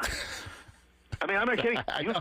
And believe me, I know this is a fact. And I'm not that young, but I literally had to show ID to buy non-alcoholic beer, and I said to the guy, I said, "Wait a minute, this is non-alcoholic beer?" And he goes, "Yes, but you still have to show an ID." So, that's crazy. I mean, my point is that we use our IDs for everything, and people talk about somehow that well, this is going to disenfranchise folks that don't have the financial means to get some type of identification. Listen, the state of Ohio, multiple other states, I think all states, but I know multiple. I know Ohio does. It's a free identification card that you can get. So I mean, listen, this is very basic thing. Show your ID when you vote. Pretty easy. Pretty simple. Yep, like I said, just keep it in the spotlight. Keep making those connections. Non-alcoholic beer, you even need an ID for it. And it's just showing how ridiculous Democrats are. Even their constituents, even registered Democrats, 71% of them support voter ID. So these elected Democrats, they're on completely losing ground. Even their own voters even want voter ID at the end of the day. And, of course, we already know why they don't want this to pass, because they're going to lose tons and tons of votes. Not because people are going to stop voting for them per se, like a specific people, the same people that voted for them a couple of years ago or back in the fall of 2024, they're going to be voting for them again. The only issue is that they're not going to get the same person voting over and over and over again. Probably dead people. Certainly dead people aren't going to vote for them this time. And illegal immigrants, also very importantly, won't be voting for them. So, and imagine what that's going to look like. Imagine if this gets passed into law, signed by President Trump, and then the election comes around, and look at the overall numbers. Of course, the midterm, you're not going to get nearly as many people voting as you typically do during the presidential election. So it wouldn't really make total sense to compare the 2024 numbers with the 2026 numbers. However, you could go back to 2022 and compare those numbers to 2026 and see what the numbers are. How many overall votes did Democrats get compared to how many overall votes Democrats get this time around? I have a feeling that they would be millions of votes short. And if they're millions of votes short, that would only seem to indicate that there was a lot of fraudulent voting happening. So anyway, RNC Research, Gavin Newsom and Democrat Rep. Jim Clyburn think women are too stupid to get a valid ID to vote. How many people go out, get married, yes, and then square their married name with their birth certificate? And that would be thrown out under that law. Under that law. I would argue that having your maiden name on your birth certificate would prove above and beyond who you are, even more than your married name, because your maiden name's your maiden name. That was the name you were freaking born with. It's a ridiculous point. And look, the law hasn't been drafted. Well, like the legislation's been drafted, but they're still in the phase where they can add to it. They can, like, look, this is what debating's all about in the Senate. So you come up with an idea like, well, the way that it stands right now, women, they wouldn't be able to get their voter ID because it doesn't have this written into it. Okay, let's write that into it then. If your birth certificate has your maiden name and not your current legal name, well, then that we can apply that as an exemption. So any woman who has a birth certificate that's not been updated yet, it still counts. You can still get your voter ID based on that. See, that's whole part of the debate process. They come up with ideas just to make sure that everybody gets a fair shot at getting all their affairs in order, getting their documentation that's needed in order to prove that they're a citizen so they can get their voter ID. It's quite simple. Okay, Sharissa Parent says, Dear Chuck, your hairline may have disappeared, but these quotes won't. Quote, everywhere people go, they're asked for a social security or driver's license. This is anti-fraud. Those are from Chuck Schumer from probably back in the 90s. Everywhere people 96. go, they're asked for a social security card. In fact, one way to prove you're a bona fide person who can have a job is to ask for a driver's license and a social security card. This is an anti-fraud amendment. All over where we go, people say, well, why can't you stop illegal immigrants or others from coming here. And the number one answer we give our constituents is when they come here, they can get jobs, get benefits against the law because of fraud. Yeah, amen. And now Democrats are enabling it fully to the point where they were flying them in under the cover of darkness every single night under the Biden administration. So this is from Chuck Schumer from yesterday. All Press Secretary Caroline Leavitt does is lie and gaslight. The SAVE Act requires a paper birth certificate or passport to register to vote. Almost 50% of Americans don't have a passport. Well, yeah, I don't have a passport, but I got a birth certificate because guess what? We all have one. Millions more don't have their paper birth certificate. Well, then guess what? If you don't have it for any whatever reason that you don't have your birth certificate, then you got months and months to go get one. All told, more than 21 million Americans could be disenfranchised. Keyword could. They're not. And I seriously, like, they're not. And they couldn't because we all have birth certificates. The only people who are going to be disenfranchised are those who are not allowed to be voting.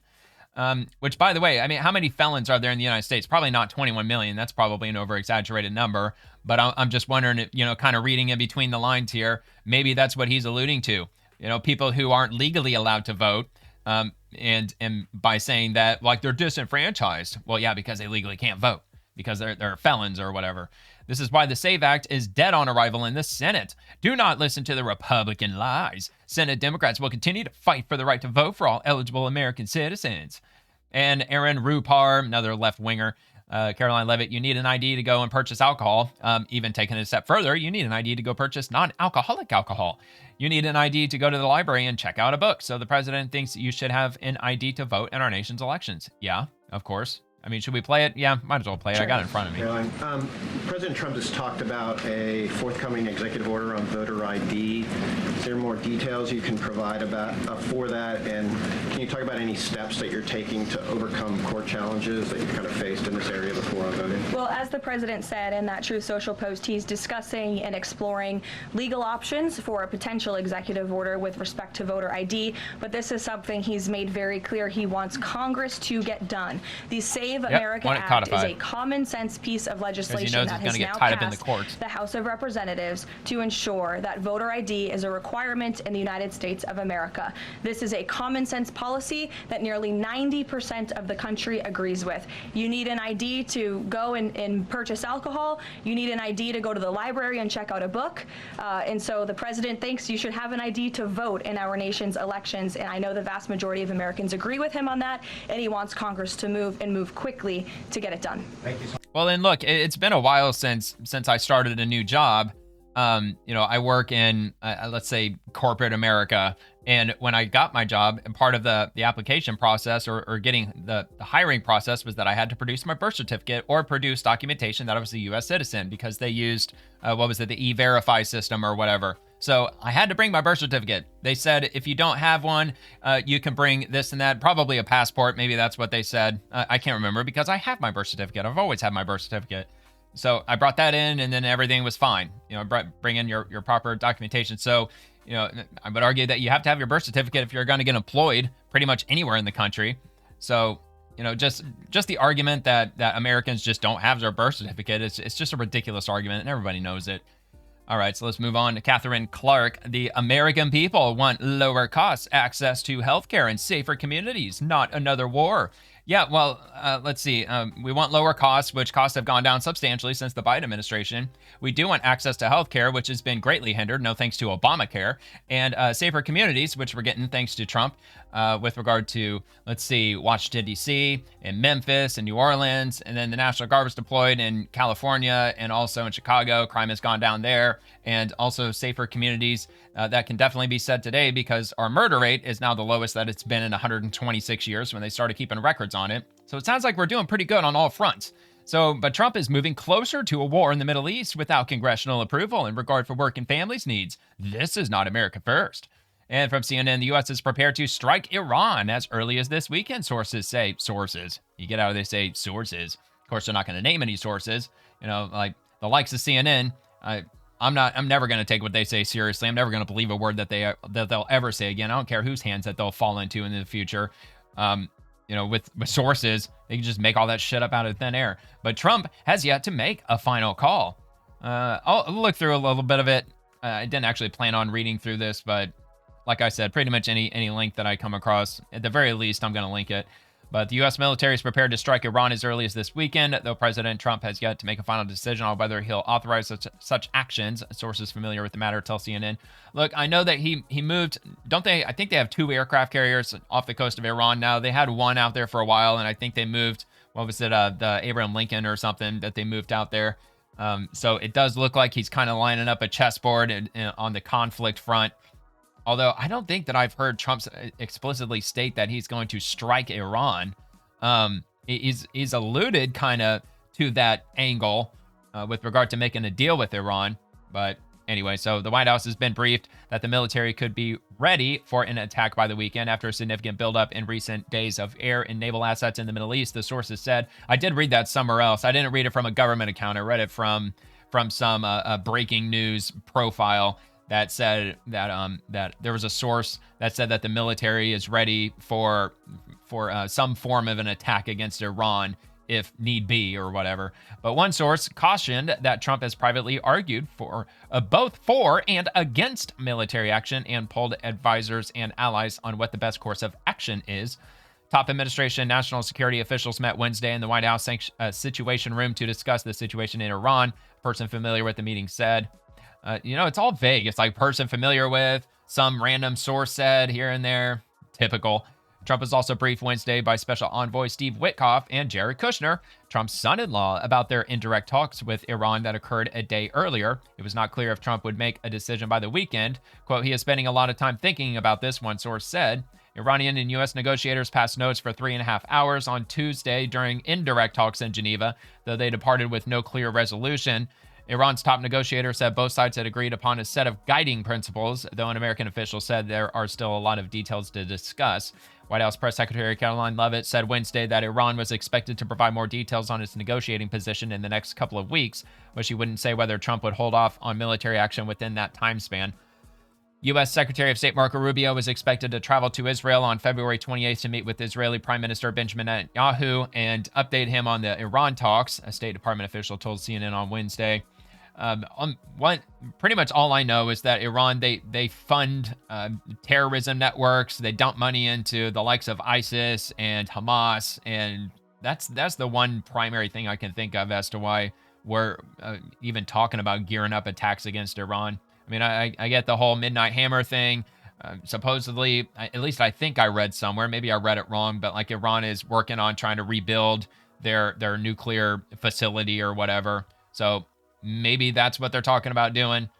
Anyway, so I'm not going to set deadlines on behalf of the president of the U.S., Caroline Leavitt said. She added that while diplomacy is always his first option, military action remains on the table. There's many reasons and arguments that one can make for a strike against Iran, adding that Trump was relying on counsel from his national security team first and foremost. Fueled increasing fears of military conflict between the two nations. His officials ostensibly hold out hope for diplomacy. The USS Gerald Ford, the most advanced carrier group in the U.S. arsenal, could arrive in the region as soon as this weekend after a flurry of other military buildup. U.S. Air Force assets based in the United Kingdom, including refueling tankers and fighter jets, are being repositioned closer to the Middle East, according to sources familiar with the movements. And they've got a map. Let's see. Naval assets. Okay. Oh, wow, man.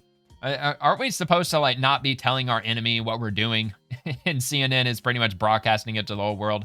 USS Gerald R. Ford, USS Mitcher, the Tulsa, Canberra. Yeah, there it is. USS Abraham Lincoln, aircraft carrier. Where's C? Because I thought they said, yeah, there it is. I thought they said that they had the Abraham Lincoln, at least close to Iran. And then Gerald R. Ford, the E. Where's the E? I don't see the E. I don't know. It must be off the map, unless I'm blind. But yeah, I don't see an E there. Maybe that's why it's not and maybe that's the one that's over in the UK or whatever. I don't know. Anyway, I'll link this. I won't get too far into the weeds with that article, but anyway, the talks with Iran, it continues. From Judy Chu, on February 19th, 1942, President Franklin D. Roosevelt signed Executive Order 9066, authorizing the forced relocation and incarceration of more than 125,000 Japanese Americans solely because of their heritage. As this administration, she's talking about the Trump administration, pushes policies rooted in hate and discrimination. We must learn from this shameful chapter in American history. defend immigrants' civil and human rights, and ensure these injustices are never repeated. Well, dude, illegal immigrants and Japanese Americans are two completely different things, unless she is just such an idiot that she doesn't even understand the difference between the two. Which, by the way, Franklin D. Roosevelt, he was a Democrat. He wasn't even a Republican. So what the hell, lady? All right. Raw's alerts. Breaking watches. President Trump issued a warning on Air Force One to former President Barack Obama after Obama's comments about aliens being real.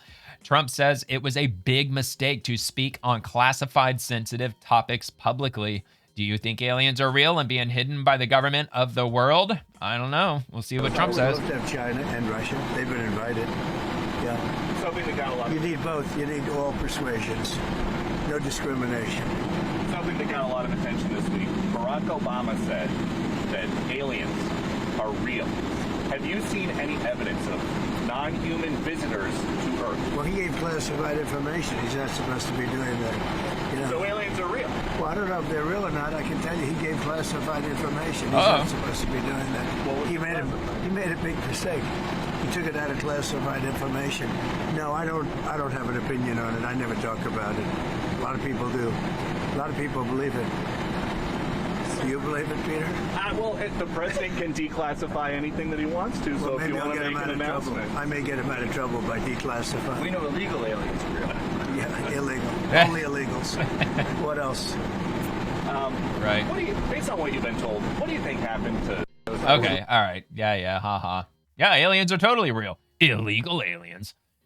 Okay, yeah, I don't know, man. If you want my opinion, aliens, probably real. Are aliens making contact with Earth? Highly doubt it. Frankly, I think that human beings are probably the most, or almost certainly the most advanced life forms out in the universe right now, because the universe is extremely young. If you took the entire lifetime of the universe, which during the age of stars, by the time the last star burns out, the universe is going to be roughly 100 trillion years old. And right now it's 13.72 billion years old. So if you took the universe and you gave it a 100-year human lifetime, precisely 100 years from the time it's born to the time it's dead, then the universe right now, as it stands, would only be 10 minutes old. All right, so it would have breathed like less than like 100 breaths of its entire 100-year lifetime. So that's my opinion. I think that's why I don't believe that aliens are visiting the Earth. I'm not saying it's completely impossible. I just think it's extremely unlikely. But anyway, I would like to know what exactly Obama was talking about and what this classified information was. I mean, it sounds like maybe there's something to be said about it. Trump didn't elaborate on the whole alien thing other than there's illegal aliens out there. So, okay, so we'll move on. Caroline Levitt, Trump flex delivers another major victory protecting kids from gender mutilation. This is going to be on the Daily Wire. Oh, yeah, that's right. They're going to paywall me, so I got to take care of business. And here we go. Let's see, Trump flex delivers another major win. A Manhattan hospital that has performed countless procedures on gender-confused children in recent years announced on Tuesday that it officially ended its youth gender clinic following the Trump administration's move to pull federal funding. Hassenfeld Children's Hospital at NYU Langone Health, which has offered gender procedures for children since at least 2020, cited the current regulatory environment. Oh, okay, so in other words, it's all Trump's fault that we can't mutilate children anymore, along with the recent departure of its medical director for its difficult decision to discontinue our transgender youth health program. So we're not going to be removing the genitals of children anymore because the recent departure of the medical director is just such a setback, and the evil orange man isn't letting us hack off the genitals of our children anymore, the New York Times reported. Not verbatim. I'm not saying they said that specifically. All right, anyway, NYU Langone previously stated on its website that it prescribes gender-affirming medical interventions, including puberty suppression, which are puberty blockers, which are irreversible, by the way. Of course, you know, all these like affirming quote-unquote specialists will say, oh, no, it's totally reversible. So in other words, you can start taking medication when you're 10 years old, which will prevent you from reaching puberty. You can take that medication for like 10 straight years until you're 20 years old or 22 years old, and then you just stop taking it. Then you're just magically going to start going through puberty at the age of 22 years old. I mean, it says nobody ever, because nobody believes that bullshit, because it's not true. It's absolutely ridiculous. No, you're just going to completely bypass your puberty altogether, and you're just going to jack up your body for the rest of your life. Not to mention, you're never going to have any any slim chance in hell of ever having children of your own if you go down that road. For gender-confused children, the hospital's website no longer mentions gender surgery for children and focuses on mental health services. Probably gender-affirming care. Basically, you sit in front of a therapist and you pay them $400 an hour for them to tell you that you're right about everything. I believe that I'm a woman trapped in a man's body. You certainly are. What else would you like to tell me that I totally agree with? Shortly after taking office, President Donald Trump signed an executive order to protect children from irreversible gender procedures by threatening to strip federal funding from hospitals that perform the procedures. Following Trump's order last year, NYU Langone began winding down its transgender youth health program, canceling appointments for children, including two 12-year-olds who were supposed to start puberty blockers, the Daily Wire reported at the time. However, some parents told the Times that the hospital kept appointments for children who were already on puberty blockers or hormone therapy. I'm telling you what, man, I bet a lot of these children that were put through this by their parents, they're going to hate their parents with a passion. They're going to hate their guts when they grow up and they realize that their lives are like physically, you know, they're ruined. I mean, they're not going to be able to start a family of their own. You know, they're just going to be in like all kinds of just awful situations. Their chemical balance in their brain's been all jacked up, and you know, I can only imagine the nightmare that a lot of them are going through. Last June, the FBI set up a tip line for Americans to report any hospitals, clinics, or practitioners that mutilate children under the guise of gender-affirming care, because that is what they're doing. They're literally mutilating children. The Trump administration reportedly served subpoenas to multiple hospitals last year, including NYU Langone, seeking more information on their youth gender clinics. In December, the Trump administration began implementing the president's executive order to protect children by proposing rules to strip federal funding from hospitals that continue to perform gender procedures on children. I have a feeling, man, a lot of these doctors are going to get just sued into oblivion by a lot of these patients when they eventually grow up, they move out on their own, and they start, you know, looking into all the horrors that they went through. And yeah, I just have a feeling that a lot of these doctors, they're going to be in some deep shit down the road. At least we can only hope. Democrats have pushed back against Trump's effort to go after hospitals and doctors that promote gender procedures for children. In response to Trump's crackdown on hospitals performing gender procedures on children, New York joined a coalition of Democrat-led states that sued the Trump administration in an effort to stop the federal government's investigation into hospitals and doctors that perform the life-altering procedures on children. Yes, because the cult must continue. How dare you get in the way of our cultist ideology? How dare you get in the way of our ritualistic practices? President Trump's executive action to protect children from the harmful procedures followed numerous Republican-led states banning the so-called gender-affirming treatments and procedures for minors. Florida, Texas, Tennessee, and many other states took action to protect children beginning in 2023, shortly after the Daily Wire hosts Matt Walsh's documentary, What is a Woman?, exposed the dangers of gender procedures. An adult human female. After What is a Woman became one of the most watched documentaries of the year, Walsh held a rally in Nashville and met with state leaders in multiple states to advocate for ending child mutilation.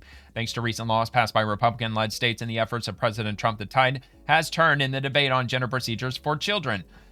The Trump administration and advocates for protecting children from gender procedures celebrated another major win earlier this month when the American Society of Plastic Surgeons acknowledged that evidence did not support genital procedures or removing the breasts of young girls who identify as boys. Well, good. Maybe some of them are starting to get their senses back again. And yeah, I definitely remember What is a Woman. It was on June 1st, if I'm not mistaken. I believe that the documentary came out in June, you know, in honor of Pride Month. I think that was the whole reason that they released What is a Woman in June of 2023. But for the first 24 hours, I think it was on Matt Walsh's X profile, he dropped the full documentary just free to watch. If you went to his profile, you could watch it, and it gained I think it was approaching like 100 million views or something in that 24-hour period. So that's when I saw it. I saw it when it first came out, and it was a good one, man. It was a really good documentary for sure. Okay, let's head on to the next. From SCOTUS Wire, Supreme Court of the United States, 5 members of the New York State Independent Redistricting Commission have asked the Supreme Court to block a court order to redraw New York District 11, arguing that the ordered remedy would be a racial gerrymander. And you can read the full brief at supremecourt.gov, which would be right here, 13 pages in total. So, of course, I'm not going to have enough time to go through all of that. However, they did drop a couple of images so I can at least take a look at this. Okay, so it's just going to be the first 2 pages. Supreme Court of the United States, and then they've got some names of the applicants and the respondents. Respond to supportive applications for stay of the IRC Nesbitt respondents. And the table of authorities, introduction. Anyway, so that's getting in front of a court with regard to racial gerrymander, which is illegal, racial gerrymander. However, from what I've read, it's not illegal to gerrymander based on political party. So the whole argument with Virginia becoming 11 Democrat, 1 Republican state, as long as it's not drawn on racial lines, apparently it's not strictly speaking illegal. I guess constitutionally it's not illegal. So I've read. And if I'm absolutely wrong on that, then drop it in the comment. I'll read it tomorrow. FBI Director Kash Patel, you cannot overstate the impact of President Trump's decision to step in and work with local cops to make D.C. safe again. Violent crime down over 31% and homicides down near 70%. Lives saved every day, and we're duplicating these efforts across the country. Trump's no-nonsense D.C. crackdown tops 10,000 arrests as DOJ declares era of unchecked violence is over. So they officially hit 10,000 arrests in Washington, D.C., and I believe I got a post from Jeanine Pirro on that too, the Attorney General for D.C. Judge Jeanine. President Donald Trump's Make D.C. Safe and Beautiful task force has made more than 10,000 arrests since it launched in August of 2025 and recovered more than 1,000 illegal firearms from the street of the nation's capital. Fox has learned. President Trump's federal surge in D.C. has saved lives and helped to restore our nation's beautiful capital city for all Americans to enjoy. Attorney General Pamela Bondi said in a comment to Fox, thanks to the brave work of Gadi Serralta marshals, our other DOJ components, and our great federal partners, we have proven that tolerating crime is a policy choice. We choose public safety.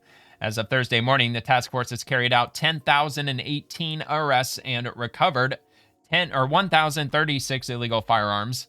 And the officials with the Metropolitan Police Department, as well as the National Guard and personnel from the federal agencies such as the FBI, the DEA, the U.S. Park Police, and the Bureau of Alcohol, Tobacco, Firearms, and Explosives, the ATF, have taken to the streets of D.C. to conduct sweeps and root out crime since August as part of Trump's crackdown on rampant crime.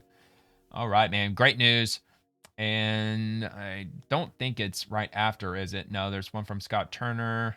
Elizabeth. Yeah, here we go. From Jeanine Pirro, 10,000 plus arrests and 1,000 plus illegal firearms taken off D.C. streets. The president's decisive no-nonsense strategy to restore law and order, the federal surge of law enforcement resources combined with our aggressive prosecution of violent offenders is delivering real, measurable results. Murders in the district have fallen by 68% compared to the same time period in 2025. Robberies have dropped by 47% and abuse down by 64%. The era of unchecked violence is over. And there you have it from Jeanine Pirro. All right, so let's head back up to Scott Turner from Housing and Urban Development Secretary. Illegal aliens, ineligibles, and fraudsters, your days of ripping off U.S. taxpayers are numbered. HUD is closing the loophole to ensure resources go to eligible recipients only. And this is on the Washington Post of all places. Big shocker. Sounds like that they're making big changes to the Washington Post, especially since they got rid of 30% of their entire workforce, which of course they were fuming and freaking out about, which I did an entire video specifically on that. When was that? The weekend before last, I think.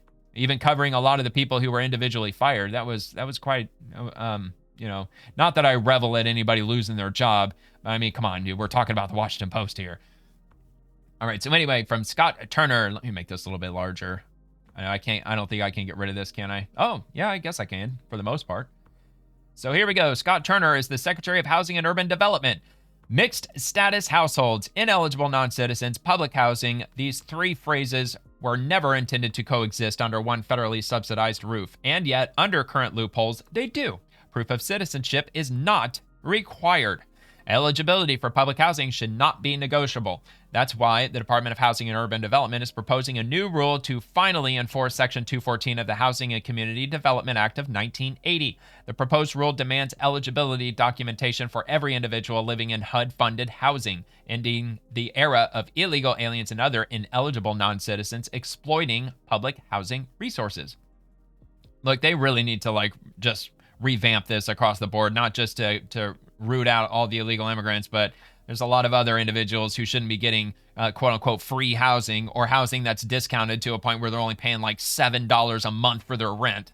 Anyway, previous administrations turned a blind eye to enforcing Section 214. The law is clear. Housing assistance must only go to eligible individuals. This requirement exists to protect the families and taxpayers who fund the nation's welfare system. It draws a hard line. Liberal officials at both the federal and state level purposefully blurred and weakened the law by allowing some applicants for HUD assistance to simply sign a declaration of citizenship without requiring any documentation or proof. The law was further eroded when liberals allowed ineligibles to get away with living in HUD-subsidized housing as part of a mixed-status household. This means ineligible individuals, including illegal aliens, could benefit from HUD assistance if just one member of their family in the household was eligible or signed a declaration of citizenship with no proof. The consequences are measurable. A recent HUD and Department of Homeland Security audit of all assisted households identified nearly 200,000 tenants with incomplete or unknown eligibility verification. Furthermore, HUD estimates that roughly 24,000 ineligible individuals are exploiting the mixed status household loophole and currently residing in HUD subsidized housing. These individuals were permitted to live in HUD assisted housing without providing any verification of their eligibility. The result of liberal regulatory policies was an erosion of Section 214 itself. These were not isolated clerical oversights. They were manufactured by administrations that systematically neglected American families. Neglecting the law had terrible consequences. The pain wasn't felt by politicians and bureaucrats on Pennsylvania Avenue. It was felt by the millions of Americans on housing wait lists across the country. The mother working overtime to keep her children housed. The veteran fighting to rebuild civilian life. And the senior counting every dollar at the kitchen table. As is true on our border, when the law is not enforced, the results are predictable. This is not about politics. It is about stewardship. Well, legal immigrants don't like illegal immigrants because they cut in line and they didn't wait their turn, so to speak. And regular Americans also don't like illegal immigrants because they're cutting in line to get paid housing that is funded by the American taxpayer, which is also bullshit. And not to mention, it's not just housing. You know, they're getting health care, they're getting SNAP benefits, they're essentially getting everything paid for. HUD will restore accountability and ensure that American citizens are the priority. According to preliminary HUD data, enforcing Section 214 as written could redirect an estimated $218 million to American families who qualify and have patiently waited for years for a safe and affordable place to live.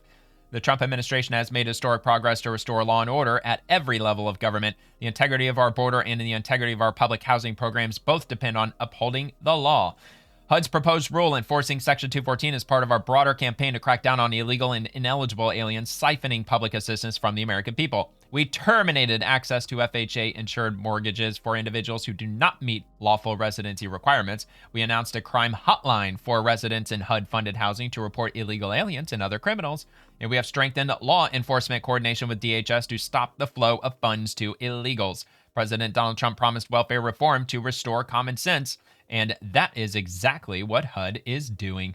And they've got all these links here, which I read out, terminated access to FHA insured mortgages, also the crime hotline, strengthening law enforcement coordination. So this article will be linked in the description if you want to have a look at that and check out any of these links. I'm not going to grab it and link every single one of them. I mean, that would probably be a mile long if I did that for everything. But anyway, definitely good news. Because everyday Americans, they don't want illegal immigrants living in freaking taxpayer-funded housing when there's certainly a large number of Americans who, like he said, they're sitting on a waiting list. Some of whom have been sitting on a waiting list for a long time. But at least that should be the least of what they should be doing, is rooting out all of the illegal immigrants out of our government-funded housing, and then also do a phase 2 where they have a second look at everybody who's in it currently and start filtering some of them out who have either been in the system for way too long and they've not moved an inch as to their status, their employment status, what are they doing to uplift themselves, because housing, isn't that supposed to be a temporary thing when you're getting government benefits? It's not supposed to be a permanent thing, unless you're like disabled or a chronic illness, maybe elderly. I mean, I've always been all for elderly receiving benefits above and beyond what they get in Social Security because they're elderly. The same with military veterans, 100%. Exclusive from Elizabeth Troutman Mitchell. Secretary Burgum with the Department of the Interior, I think. Yep. Department of the Interior oversaw agreements with 2 Republican governors to speed up the permitting process for building infrastructure. Quote, we have $1.5 trillion or a higher amount of capital projects that are being held up by permitting, Burgum told Daily Signal. If we can release those projects, whether it's horizontal infrastructure that helps lower the price of energy, pipelines, transmission lines, water infrastructure, ports, highways, surface transportation, all of those things that lower the cost of transportation, lower the cost of delivery, lower the cost, everyday life gets better and cheaper. It doesn't sound like that it's 1.5 trillion of our taxpayer money. It sounds like, just probably projects in the private sector, I would assume. And here's the link. And okay, never mind. I thought that was a video. So let me go ahead and open this up. Not sure where that went. Okay, yeah, there it was. Okay, anyway. Trump removes barriers to building infrastructure in states. Here we go. The Department of the Interior on Thursday oversaw agreements with Republican governors to speed up the permitting process for building infrastructure. Tennessee Governor Bill Lee and Idaho Governor Brad Little signed memorandums of understanding with Permitting Council Executive Director Emily Domenech at the Department of the Interior, hosted by Secretary Doug Burgum. Quote, the important things for Americans that depend on this infrastructure because it helps increase safety, lower costs, and improve their quality of life is that we can build great things in America. Build them safely, build them smartly, and build them quickly without all this red tape, increasing the cost for taxpayers and slowing down the gains that you get when this essential infrastructure is built, Burgum told the Daily Signal in an interview. Hopefully, they'll do the same thing with housing. Get rid of all that nasty red tape and actually start really bringing down the cost for housing, at least new housing construction. The states opted in to the Fast 41 process, sinking state and federal limits to make building faster. The $7.1 billion Korea Zinc project to build a smelter in Tennessee will likely be the first project listed under the agreement with the state, Domenech told the Daily Signal. The Trump administration hopes all 50 states will sign similar MOUs to speed up building. We want to be able to coordinate with the state permitting so we can move things quicker, so we don't have these sort of unnecessary delays that happen across the board, Domenech said. Burgum expects Alaska to sign a similar agreement in the near future. The Permitting Council signed its first statewide MOU in August of 25 with Alaska. The agreements with Tennessee and Idaho built on that MOU by becoming the first commitments to align state and federal permitting timetables. This will speed up the process of projects like the Alaska LNG pipelines, liquid natural gas, a $44 billion infrastructure initiative that is a priority for the president. The Permitting Council is also holding meetings with blue states to work on agreements. Domenech is particularly focused on Pennsylvania and Arizona. Quote, we've got a little ways to go to negotiate those agreements, but we're hopeful that we can find some common ground, she said. As the Trump administration emphasizes affordability initiatives ahead of the 2026 midterm elections, Burgum expects the agreements will lower prices for average Americans. Quote, we have a $1.5 trillion or higher amount of capital projects that are being held up by permitting. If we can release those projects, okay, so I already read that in the main post, which, the transmission lines, the water infrastructure and all that. So the memorandums of understanding are expected to speed up the process of building data centers. When asked by the Daily Signal how the Trump administration would prevent these centers from raising energy prices for consumers, Burgum said data centers that are connected to their own grids can actually lower prices. It's like a BYOP, bring your own power, he said. If you want to build a data center and bring your own power, you're not tapping in or competing with consumers for their power. When Burgum was governor of North Dakota, his agreement with a new data center lowered the price of energy in a rural area. We can win the AI arms race, and we could do it without raising prices, possibly even lowering prices for consumers. One I can think of off the top of my head, and I bring it up pretty often, the small modular nuclear reactors that right now they're building the manufacturing facilities for those small modular reactors. And I believe they're going to start rolling them off of the quote unquote assembly line in 2027 or maybe 2028. Google, they've already bought up some of them and they haven't even built them yet, but they've already secured an order. The UK, they've even secured an order of some of these small modular reactors, and they're exactly what they sound like. They're portable nuclear reactors that can power up to 300,000 homes, and they can be shipped by truck to a location or a data center. They're not going to be rolling them out to residential areas, at least not in the foreseeable future. They're using them primarily for these AI data centers and what have you, to try to keep them off of the main electrical grid for that exact reason. Because if the demand for electricity goes up substantially, we're going to end up having to pay a higher electricity cost, and I don't think many Americans are going to really like that. I think if you're going to choose between a cheap power bill or having tons of AI at your fingertips, I think most Americans are going to go with the electricity bill. At least that's what I would do. And from Secretary Chris Wright, there is a dramatic divergence in European and United States energy policy. Europe made a political choice to make energy expensive. We hope those decisions are reversed. Not sure if they're going to anytime soon. They are full steam ahead with the whole climate change nonsense. So I don't know about all that, but we'll take a listen. Energy is about people making their lives better and math. How do you make their lives better? What investments make sense and what investments don't make sense? We have a lot of data, unfortunately, over the last 20 years of what investments don't make sense. Here in the European nations, where the IEA is based, they've gone off track in energy policy. The U.S. and the Trump administration have been very candid about that. That's the choice of every individual nation.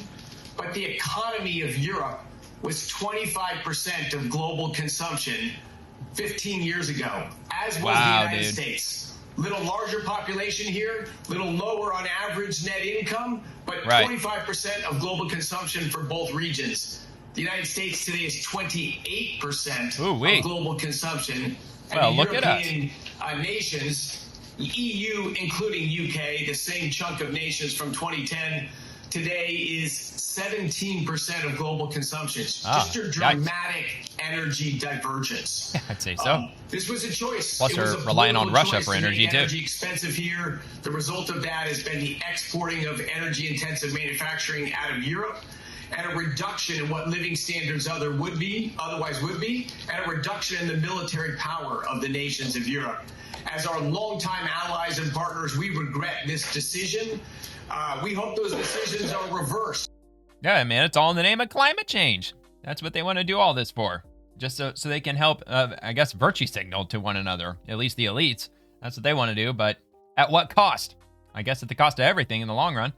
U.S. Department of Energy, fast progress in Venezuela's energy sector is happening thanks to the president and Secretary Chris Wright. Venezuela is poised for a major energy expansion that will strengthen U.S. supply, lower prices, and enhance hemispheric security. This is a win for America and Venezuela. And he linked this from the Daily Caller to have a quick look at this. ExxonMobil, after I get rid of that, CEO Darren Woods made big news during President Trump's White House meeting with oil and gas industry leaders when he told the president his company considers Venezuela to be uninvestable under current conditions. On Sunday, just 6 weeks later, U.S. Energy Secretary Chris Wright detailed how those conditions are rapidly changing in favorable ways. In a press gaggle before departing Caracas on Sunday, Chris Wright laid out a roadmap of concrete achievements and ambitious plans that prove one undeniable fact. Fast progress is happening in Venezuela under his and Secretary of State Marco Rubio's leadership. It sounds like Chris Wright's already returned. He just got back from Venezuela. He spent a few days down there with the acting interim president. Wright's days of meetings with Venezuelan President Delcy Rodriguez and other senior Venezuelan officials mark a historic pivot. For years, Venezuela's once vast energy sector has been crippled by socialist mismanagement, corruption, and U.S. sanctions that, while well-intentioned, ultimately hurt everyday Venezuelans while doing little to dislodge the Maduro regime. Trump's agenda rejects the failed status quo of isolation and confrontation in favor of smart, results-oriented engagement, yada, yada. The secretary made clear that the U.S. is issuing licenses around the clock to unlock investment in commerce. Existing and new businesses can now purchase supplies, deploy capital, ramp up oil production, create jobs, and expand export revenues. These licenses are not vague promises. They are active tools lifting decades of economic restrictions and delivering immediate relief to a nation desperate for opportunity. Wright described frank, productive conversations with President Rodriguez on both opportunities and challenges. Rather than diplomatic niceties, the two sides are rolling up their sleeves to solve problems and unleash Venezuela's enormous potential. Let's see, the production numbers they highlighted are nothing short of dramatic. Close to U.S.-Venezuelan collaboration, the country is poised for significant growth in oil, natural gas, electricity output this year. Specific fields could see output double within 12 to 18 months and quintuple over 5 years, powered by targeted investments exceeding $100 million in critical facilities like PetroPR. These are not aspirational goals. They are grounded in the expertise and technology American companies are now free to deploy. The economic benefits flow both ways. For Venezuelans, the focus is squarely on jobs, higher wages, improved quality of life. For the U.S., the revitalized Venezuelan energy sector means more stable global supplies, lower prices at the pump for American families, and stronger hemispheric security. The entire Western Hemisphere and global energy markets stand to gain from this renewed partnership. And let's see, oil revenues already topped $1 billion following U.S. removal of former President Nicolas Maduro on January 3rd. It'll now be deposited directly into the U.S. Treasury account rather than routed through questionable intermediaries like Qatar. Wright also issued clear warning about the legitimacy of certain Chinese deals and American investments flood in, sending a strong signal that the era of these types of opaque, self-serving arrangements is ending. So anyway, it goes on from there. I'm running pretty short on time, so I'm have no choice but to move on, but that will be linked below. Secretary Linda McMahon, as of today, 31 colleges and universities have agreed to end partnerships with the PhD project after U.S. Education Department found the program unlawfully restricted eligibility based on race. This is the Trump effect in action. Every student deserves equal opportunity, not exclusion because of their skin color. Amen to that. And the Department of Agriculture. So just got a quick graphic, egg layers, inventories, and prices. So of course there was the massive spike in January 2025, which the 3 big egg producers are under investigation now, which is still ongoing. And it goes all the way back to January 2010. So the orange line is egg prices, and the green bars are change in layers and percentage year over year. And let's see, I got a couple of more. This is an increase in, here, hold on, let me read this real quick. Huge increase in the number of dairy cows in the last 2 years, coupled with declining dairy product prices. So apparently dairy's going down. Butter is the blue line over here on the right, substantially going down. Same with cheese, it's starting to slide down. Non-fat dry milk, kind of more or less level, but I don't know. And whey is going up a little bit.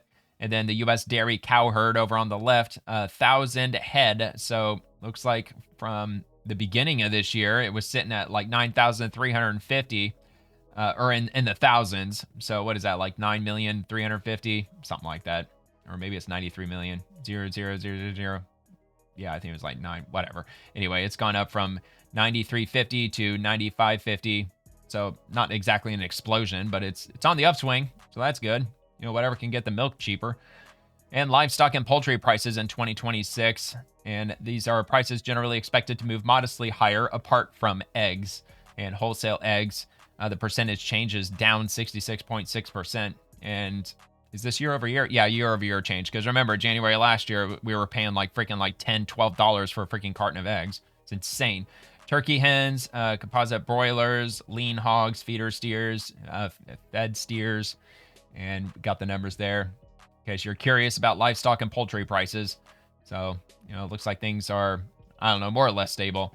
So I did ask this question. Grok, are the 3 big egg producers under investigation for price gouging the public during the avian flu outbreak because there wasn't a substantial drop in egg supply when they increased egg prices over $10? And Grok says, yes. The DOJ launched an investigation in March of 2025 into major U.S. egg producers like Cal-Maine, Roseacre Farms, and Daybreak Foods for alleged price fixing amid avian flu. Lawsuits claim hikes up to $6 a dozen exceeded supply drops, which is about 15% in hen reduction, using the outbreak as cover. Probes and cases are ongoing as of February 2026, so they're still ongoing with regard to that. I do know that on average, egg production monthly amounts to about 180 million eggs a month. And during the peak of that avian flu outbreak, the production of eggs monthly went from 180 million to about 160 million. But yet they multiplied the cost of our eggs. They like tripled the price of eggs, even though the supply didn't really move down all that much, just a little bit. So anyway, they're still under investigation. I'm sure there's going to be some settlement, some like gentle love tap on the wrist. You know how that goes. Politics and Poll Tracker Inside Advantage poll. This is from February 17th through February of 18th. So just a couple of days worth of polling, and this was posted today. President Trump approval is at 50%, no change, and the disapproval is at 46%, which is down 3. And we got the link to the poll here on insideradvantage.com. Is Trump approval exceeds election victory margin. New Insider Advantage national survey, approval at 55, disapproval at 46. So apparently his approval numbers right now are higher than they were when he won in 2024. So there you have it. Approved 50, 46, undecided at 4%.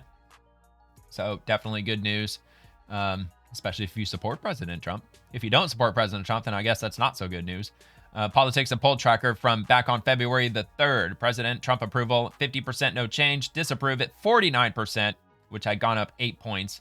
But then just since then, a couple of weeks later, it has gone down 3, down to 47. Okay. RV. My Tesla literally saved my life yesterday. What started as a normal drive turned terrifying fast. I unintentionally fasted for 17 hours, took some medicine, and had a severe allergic reaction. My body shut down. I passed out while driving on the freeway. I mean, I call it the interstate, but whatever, tomato, tomato. Amid conversation with my wife on the phone. Thank God my Tesla had full self-driving engaged. It detected I lost consciousness thanks to the driver monitoring system, immediately slowed, activated hazards, and safely pulled over to the shoulder. No crash, no danger to anyone else on the road. My wife heard me go silent and knew something was wrong. She used at Life 360 to alert emergency services. They located me within 5 minutes. They attended to me enough for me to tell them I don't want to abandon my truck here on the freeway. So the Tesla autonomously drove me the rest of the way to the ER. I walked in, got admitted, and they stabilized me overnight. Well, that's also smart in the way that he now doesn't have to pay like a freaking $1,000 for an ambulance ride, and he doesn't have to pay any kind of impoundment fee for his vehicle. So that was kind of nice of Tesla to drive him to the ER. I'm being discharged today, levels back to normal, feeling grateful and alive. Huge thanks to my incredible wife for staying calm and acting fast, and to Elon Musk, Tesla, for engineering cars that literally protect lives when the driver can't. This isn't just convenience, it's life-saving tech. Well, what do you know, man? Isn't that crazy? So let's have a look at the video here that he posted. Appears in my, yeah, that's definitely on the Tesla. You can see the door panel right here and the side mirror. So I guess EMS pulled up, fire engine pulled up, and I guess they asked him if he needed a ride, and then what? I guess like he just told his vehicle, no, it's gonna take me. Which is that's actually a really interesting point. So like if you have to go to the hospital and you can't drive yourself, rather than taking an expensive ambulance, you can hop into a self-driving Tesla and just have it take you. And it would cost pennies on the dollar. All right, so I'm going to finish this up. No astronomy stuff tonight. I didn't come across anything, but I did come across this from Breaking 911. Mount Canlaon erupted on Negros Island in the Philippines, sending ash and volcanic material into the air.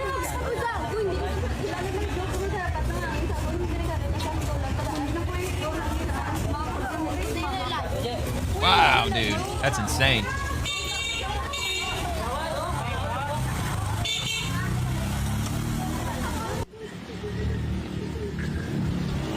Yo.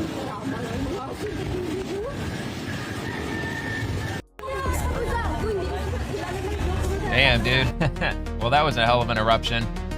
Sure would have been crazy to hear it, because usually those eruptions, it's just like an extremely loud bang. The big shock wave, the sonic wave. But yeah, anyway, the Philippines are getting rocked by a volcano right now. And I think that the volcano over in Hawaii, it's still, well, I mean, of course, on the Big Island, it never stops erupting. But I thought that it had another fairly substantial eruption sometime recently, and I think that's still happening. So anyway, that's going to do it for this episode. If you enjoyed the video, please like the video and subscribe to the channel, ring the bell, and all that good stuff. And I'll be dropping a new show tomorrow evening covering the swamp and everyone in it, the politicians, the bureaucrats, and the agencies. And also I'm posting daily on X, so feel free to comment over there too if you'd like. Thank you so much for watching. Hope you have a great rest of your night, and God bless America.